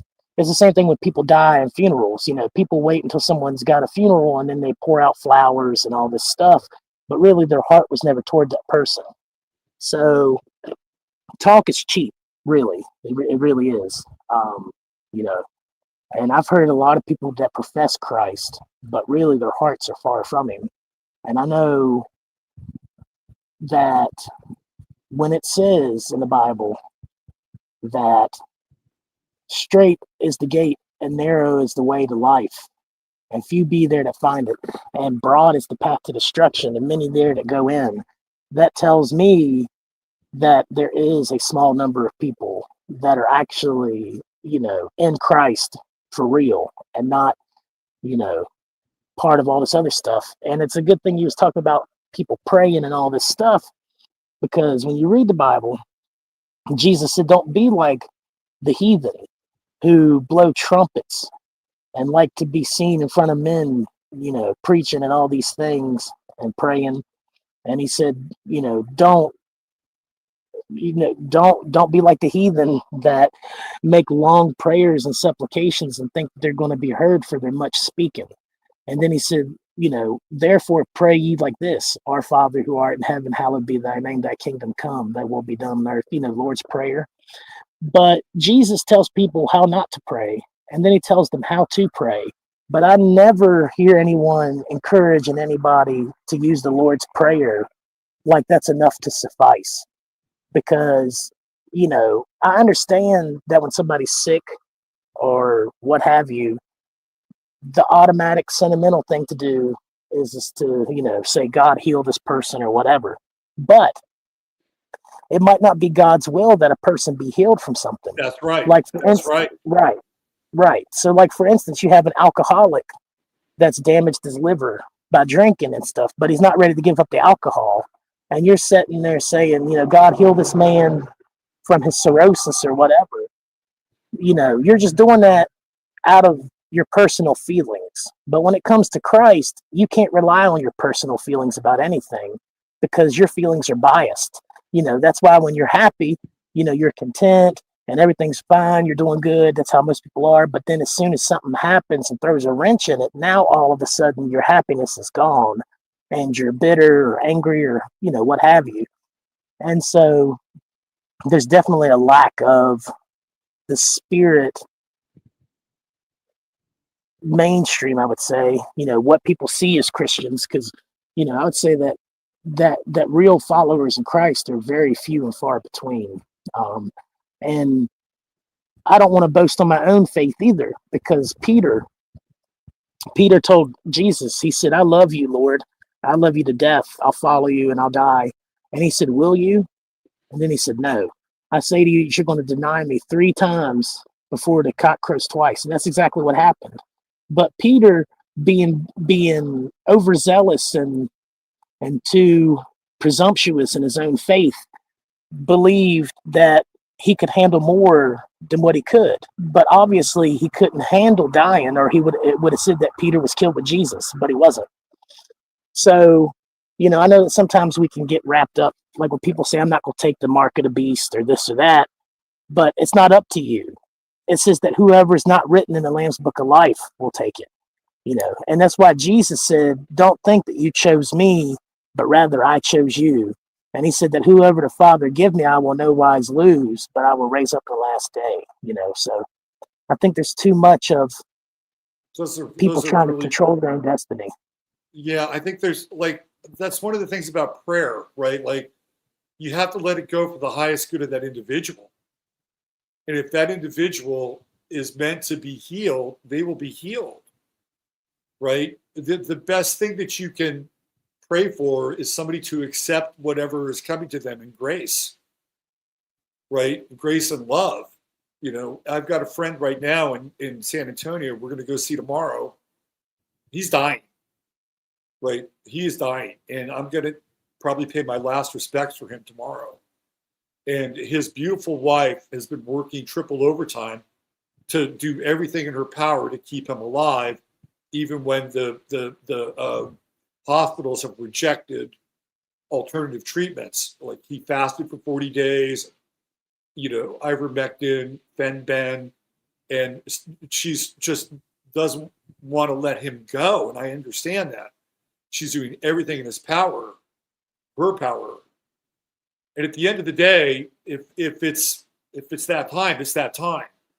And the only thing you can pray for is that the individual face their time with courage and grace and faith. That's about it, man.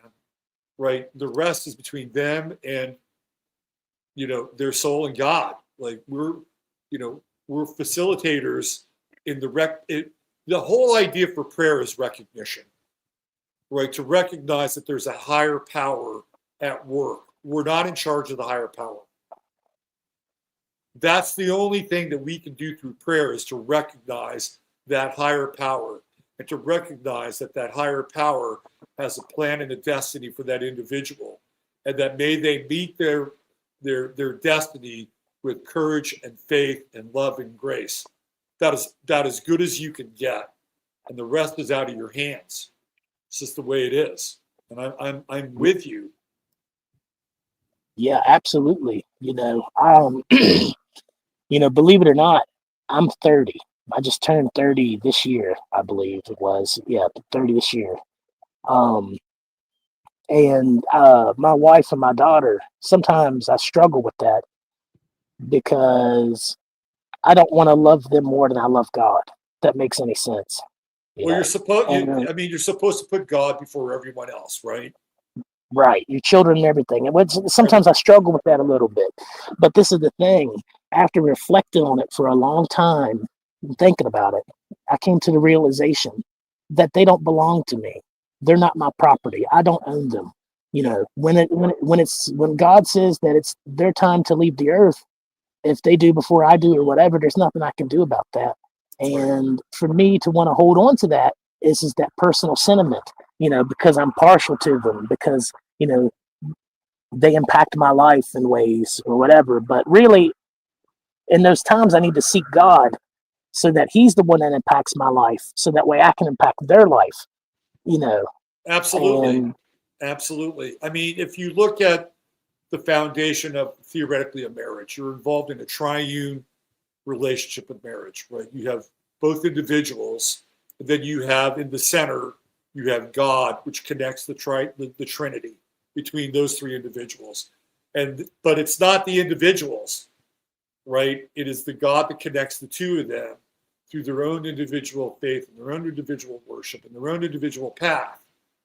And you're right, it's a very hard thing to do when you realize that there are, like I have a son who's going through a really hard time.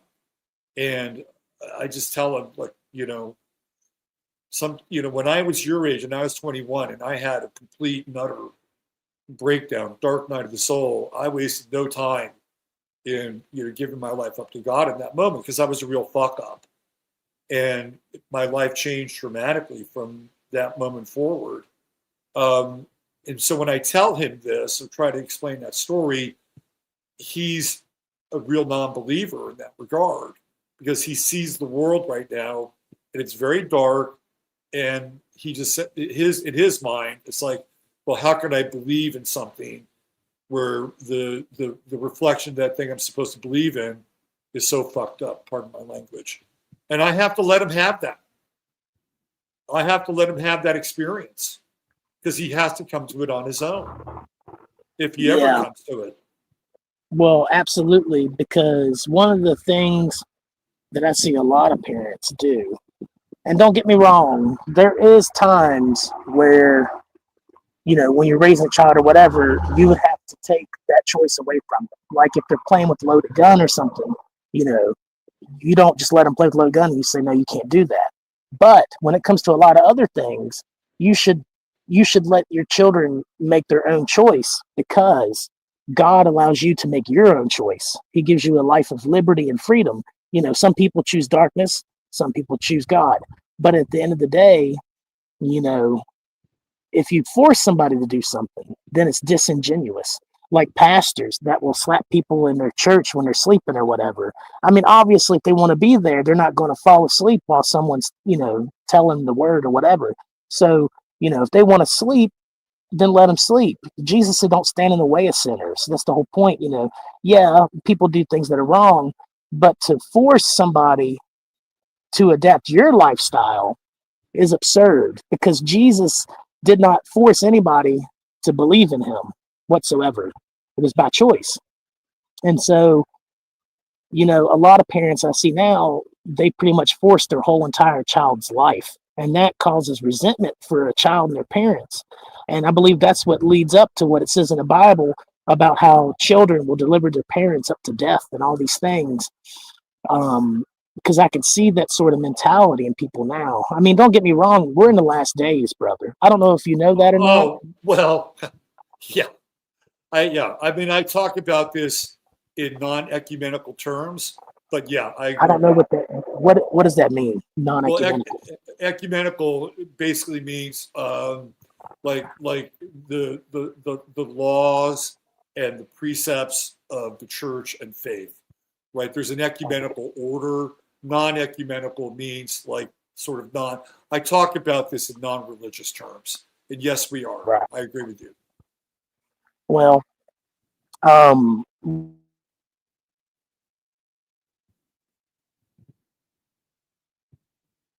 you there?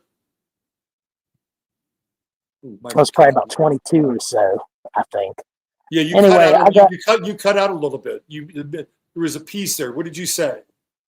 I said you'll have to forgive me a little bit because in 2017 or so, I was assaulted with a baseball bat by a guy that was on methamphetamines and mentally challenged and like 300 pounds. And he hit me like 6 or 7 times, swinging down on my head and arms and stuff. And it messed up my head a little. And you see how I like pause and, try to take a minute to. I have a lot of trouble getting things out now, and I have a lot of trouble remembering like specific Bible verses and all these things. But so you have to forgive me a little bit in that regard. No worries, man. But I know that in the Bible it says that the apostles were talking. It says Jesus Christ, who was manifested in these last days for you. And then this one I remember very clearly. I think it's Acts 2, when they were saying that these men are drunk, and he stood up and said, "These men are not drunk as ye suppose, but this is that which is written by the prophet Joel, that in the last days I will pour out my spirit on all flesh, and your men will prophesy and see visions," and all this stuff. So if the apostles and all them were saying that the end of the world or the end times started then, you got to think about how far we actually are now. Because like it says in the Bible, one day is 1,000 years to God, or 1,000 years is a day. Yeah. I would have like maybe a different calculus, but I think the next 3 years are going to be the most accelerated, chaotic, tumultuous, pressure-filled 3 years that we are going to see and have seen maybe ever. Okay. Keep in mind the end game for the quote unquote globalists or the world controllers is 2030.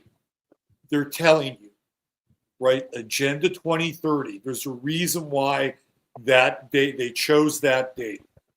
It is the beginning of a new decade, and there are things happening in the sky that are very different than this 3-year prelude that we're going to be in, right? So I tend to see it, again, a bit differently, but we're speaking the same language, perhaps using a bit of different terminology if you want to apply end days to it. Yeah, because the end of our world as we know it is happening. We see it right before our very eyes. It's happening before our very eyes. There's a crack in the Atlantic Ocean. It's off the shelf of the Atlantic. I believe it's actually been for some time now, but there's a crack in the Atlantic Ocean that's leaking nickel and all these metals and stuff up to the surface. So, but anyway, one of the biggest goals, though, when I read the Bible, one of the biggest goals before the Antichrist is revealed, and I don't believe in a rapture. I know a lot of people might do that, but I don't believe that what people are calling the rapture is biblical.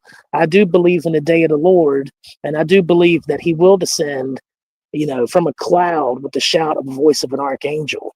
But I don't believe in the stipulations people put behind the rapture. I believe what it says in the Bible. But anyway,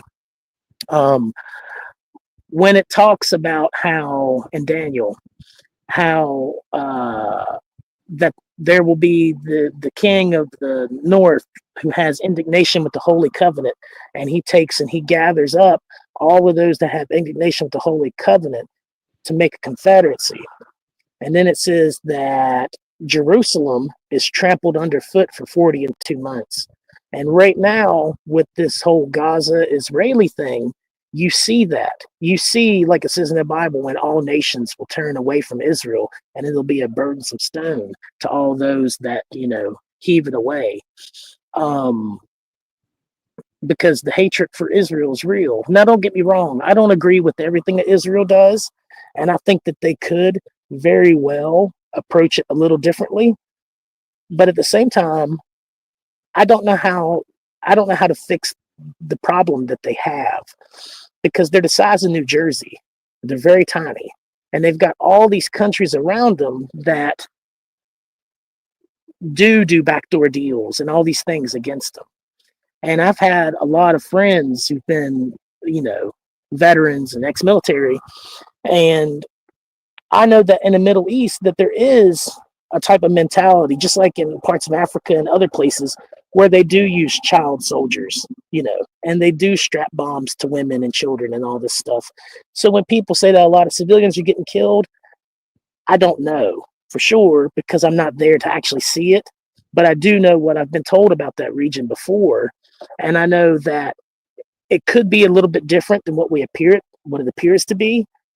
But it could also be exactly how people say it is. And I'm not going to say it's either one, because I don't definitively know. I do, however, know that, like I said, the son of perdition, it says that day will not come first unless the falling away come first. And then Jerusalem is trampled underfoot for 42 months. Because Jesus did say that, I know where you would say that they are Jews, but they are not. They're a synagogue of Satan. Now, when it talks about the mother of harlots in the Bible, Mystery Babylon, there's only one country that God said played the harlot, and that was the harlot, and that's Israel.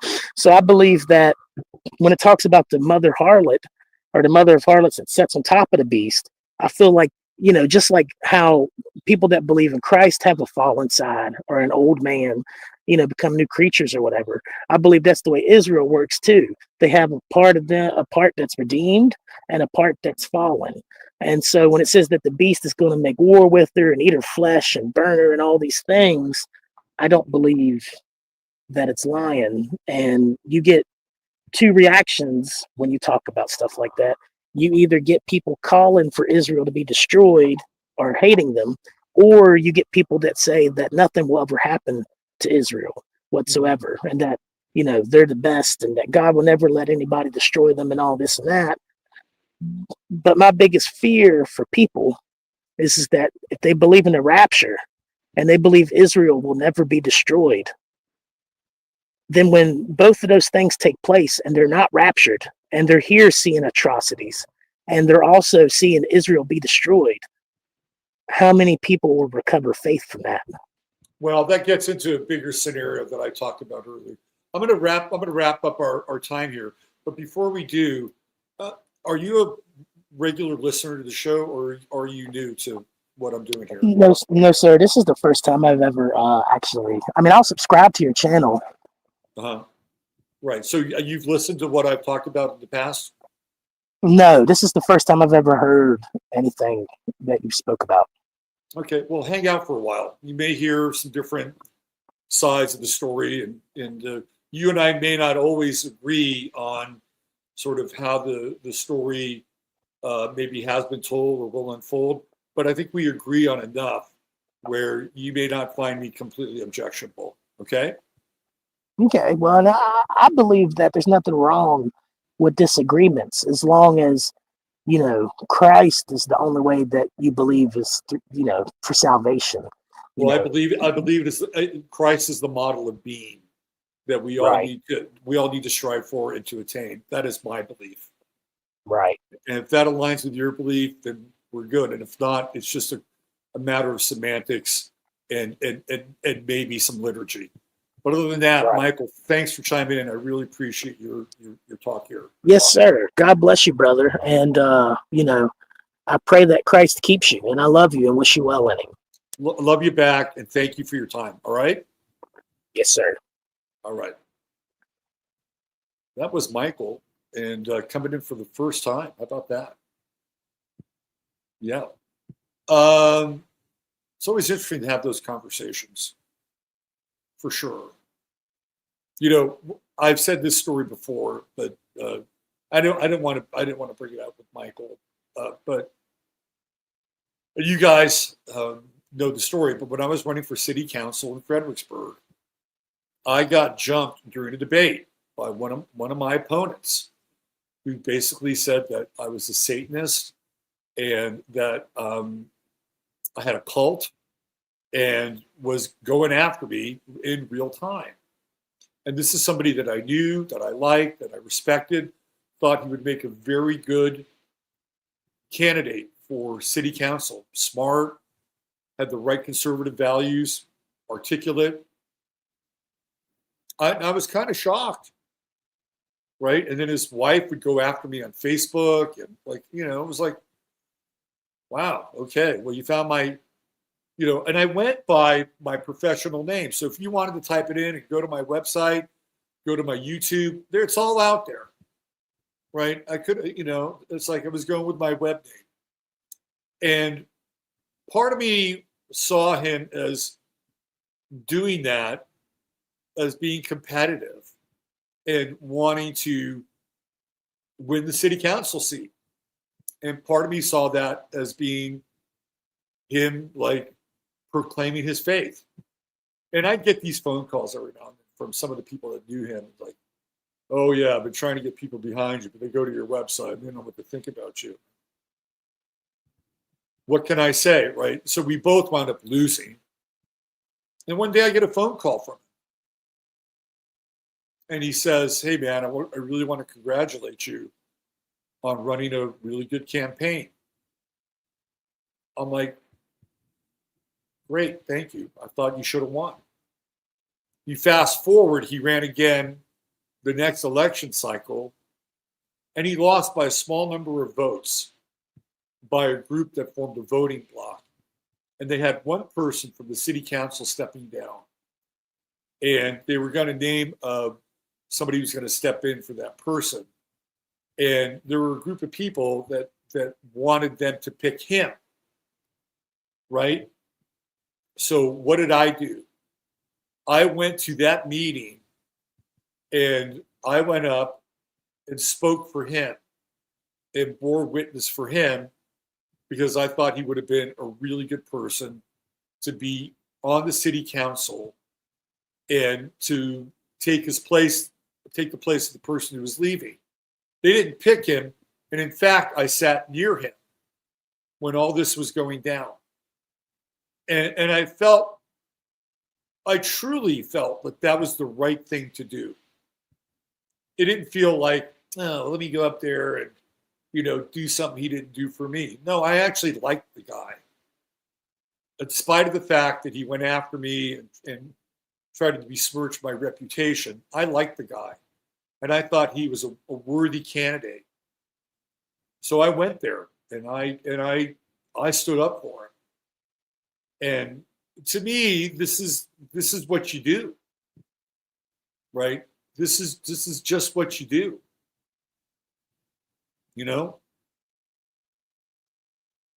I wasn't going to let my petty grievance get in the way of standing up for somebody who I thought would have been a worthwhile candidate. And,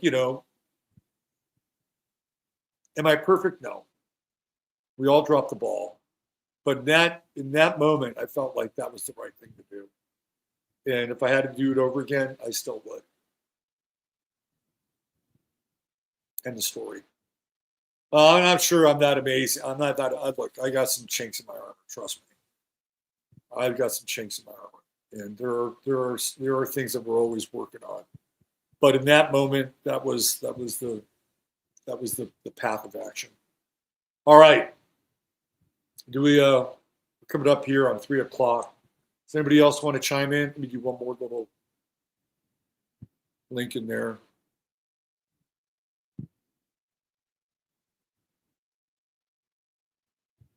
Right there. Oh, that's not it. Hold on. That's the Maitreya link. Put this in here. And we got time to take one more call. Make it an even 3. A Holy Trinity. Well, the love goes back. The love goes back. And, we just do our best in this world. And if we tune into everything that we're supposed to tune into, we know what's right, we know what's wrong. So there you go. There's one more opportunity to chime in if we want to have one more caller. We've been going for about 2 hours. And it's always good to, hear somebody who's really baked in the cake and hear their perspective. I have a different idea and version of Israel. I'm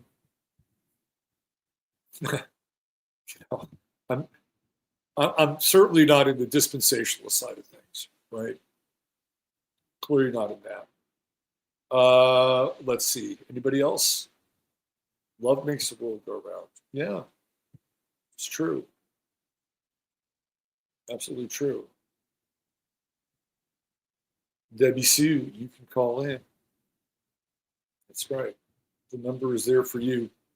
So I'll give this about another 5 minutes in case one of you wants to. We got to get 3. 3 is the magic number. That's the magic number. We'll have Russ on next week. Following week, it's the return of Danny Katz, by the way. She'll be here with us in 2 weeks. And I think next week I'll be on with Miguel Connor, who has a show called Aeon Byte. Some of you may be familiar with that. I'll be a guest on his show. We'll be talking about David Bowie. He's writing a book on Bowie, so we'll talk about Bowie, and we'll talk about a bunch of other stuff that is kind of floating around the new sphere and O-sphere. Good show. Thanks, Grateful Dogs.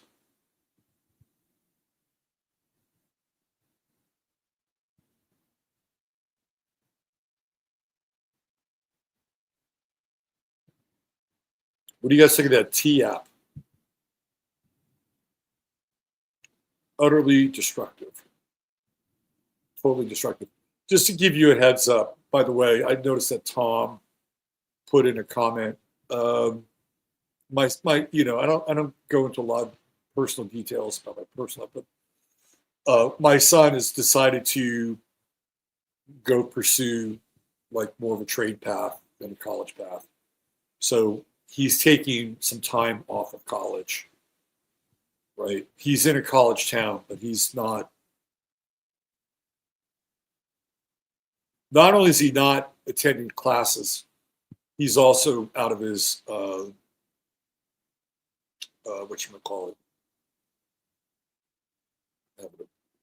fraternity. He's not even in his fraternity anymore. So he's really deconstructed the remnants of his. He just lives and works in Fayetteville now. That's where he's at.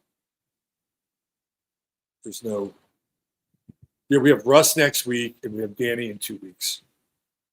Danny's the week after next. So she's a scheduled guest. Yeah. I mean, even if he was there, he was taking marketing. I don't know. I guess the social Marxism has bled into marketing as well, probably more than maybe any other field, since you got to have those DEI metrics. Okay. So 30 puts him right at the end of being a millennial, doesn't it? And that's kind of a millennial experience, you kind of burn down the structures of your former life, and then you have a new life. Maybe that's what's happening. I don't know. We use always that. I'm talking about Michael. Yeah, so my son is really creative. He's a Pisces, and he's gotten into bartending. And he's like becoming this mix master. And it's like, go for it. You're good at it. Go do it.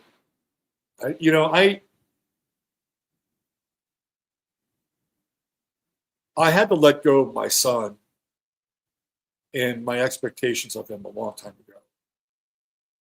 And all I want him to be is happy and have some kind of meaning in his life. That's all I want for him. However it looks, I really don't care. I'm not attached to it. I am not attached to it at all. And that the letting go process was not easy. because, I was very, very involved in his life. And for a period of time, I wasn't. And that was a big part of the letting go process for a brief period, not too long. But we're good. We're on great terms, and I'm going out to see him in a couple of weeks. And looking forward to that. Maybe apprentice. No, my kid is not meant to be a plumber. Trust me.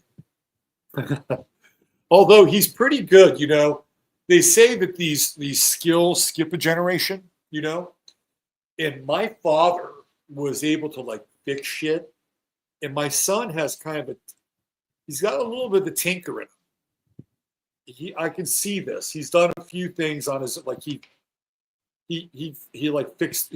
Believe it or not, and he actually fixed their plumbing, which is a good call. But I don't see him getting in it, swapping toilets out.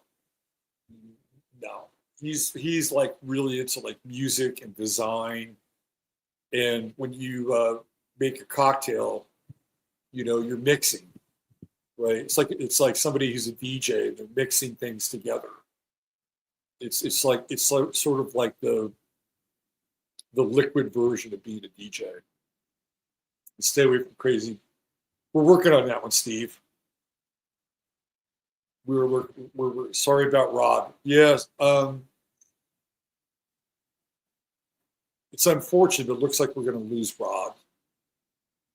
And some of you met Rod at one of the gatherings here. He's kind of unforgettable. Rod is larger, literally and figuratively larger than life.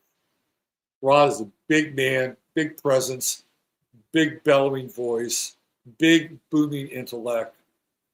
And when we were doing an exercise on remote viewing, Rod was really fucking good. He was really good. And he was using his architect skills to draw things out. There were two people that really stood out with the remote viewing stuff. One of them was Rod. I was like, wow, look at that. Yeah, you got to let go, man. You have to, and there's layers of letting go too. And I'm just going to be really upfront and honest. That I'm happy that my son is a heterosexual. Just being honest. He may flip the script. Who knows? I don't know. Anything's possible, right? But at this point, he has girlfriends. He's into women. And this is not a judgment, but that would be the ultimate letting go, right? What do I do? What do I do if my kid goes down this path? And it was now with the women these days, that's no walk in the park either, right? You can see where this whole incel thing has some traction. You can see where Andrew Tate is really popular because you got Girls Gone Wild. Remember those videos, Girls Gone Wild? That was really the start of it, wasn't it? That was really the start of all this. Those Girls Gone Wild videotapes that you could buy. That was the beginning of where a lot of this starts. The guy that did those videos, he was the one that made that night vision porn film with the Kardashians, Kim Kardashian. He was actually a porn guy. Imagine that. All right. I experienced empty nest syndrome. I did. Accelerated. Not really something that I was happy about. But when you have a timeout like that, you have to look at your own complicity with all of it. When I had that, I had Saturn, I had Jupiter going through my 12th house. And our domestic situation was a little heavy. And I decided that I needed some space. And it was helpful because, and I wasn't that far away. I was only 50 miles away. But it felt like I was 5,000 miles away. But it helped me because I had to look at my own role in the distance in the space. how we got there. And David brought this up on the show that we did about, I don't know, maybe a couple months ago. Might have been with Evan. And we were talking about the Jupiter retrograde in the 12th house. And that's when it really hit me. Like, yeah, you know, even though you were well-meaning, you could have done some things different during that time. And that's when I really had to let go. And that was sort of dealing with my penance in some ways. And it was good. It was good for me. I don't know if it was good for him. Maybe. But it helped. It helped bring some balance, and it helped me realize that I played a role with it in my own way. There you go. Accountants are in demand. I think he'll be fine. You know, he's a major foodie. He's always experimenting with food. He's always experimenting with libations. He'll be fine. And he's got a roommate that's right in there with him doing the same thing. Right? These guys are, you know, they're tight. They're really tight. And his roommate actually makes food out of the house and sells it to students. Right? So they got a whole cooking thing going on there. And I think that's the future. They got a Batman and Robin deal going on. Okay, it looks like nobody else wants to call in. We're at the top of the hour. Why don't we bring this to a close here? All right, thanks everybody for being here. We'll have Russ back next week. We'll have Danny in 2 weeks. We'll be back on Sunday night. There's always something to talk about astrologically. Food is good. Damn right. Absolutely. I tell you what this tea thing said. They were like dissing his roommate too. They were dissing his roommate. They said, blank is a hella good cook, but he's also a man whore, meaning that he sleeps around. Right? Like, okay, could be worse. So the tea on my son was, he's really hot, but he's also weird. Come on now. Who doesn't like somebody who's hot and weird? There's somebody out there who appreciates hot and weird. All right, we're out of here. Thanks for being here. Thanks for listening. Thanks for participating. Michael, if you're still listening, I hope you come back and kind of hear the other side of the story. I might fill in a few blanks for you, just like you may have filled in a few blanks for some other people today. All right, take good care. Use your head in order to show what's real, your heart's simple as possible. I'm Robert Phoenix. Treat each other well. God bless. Love you all. Bye for now.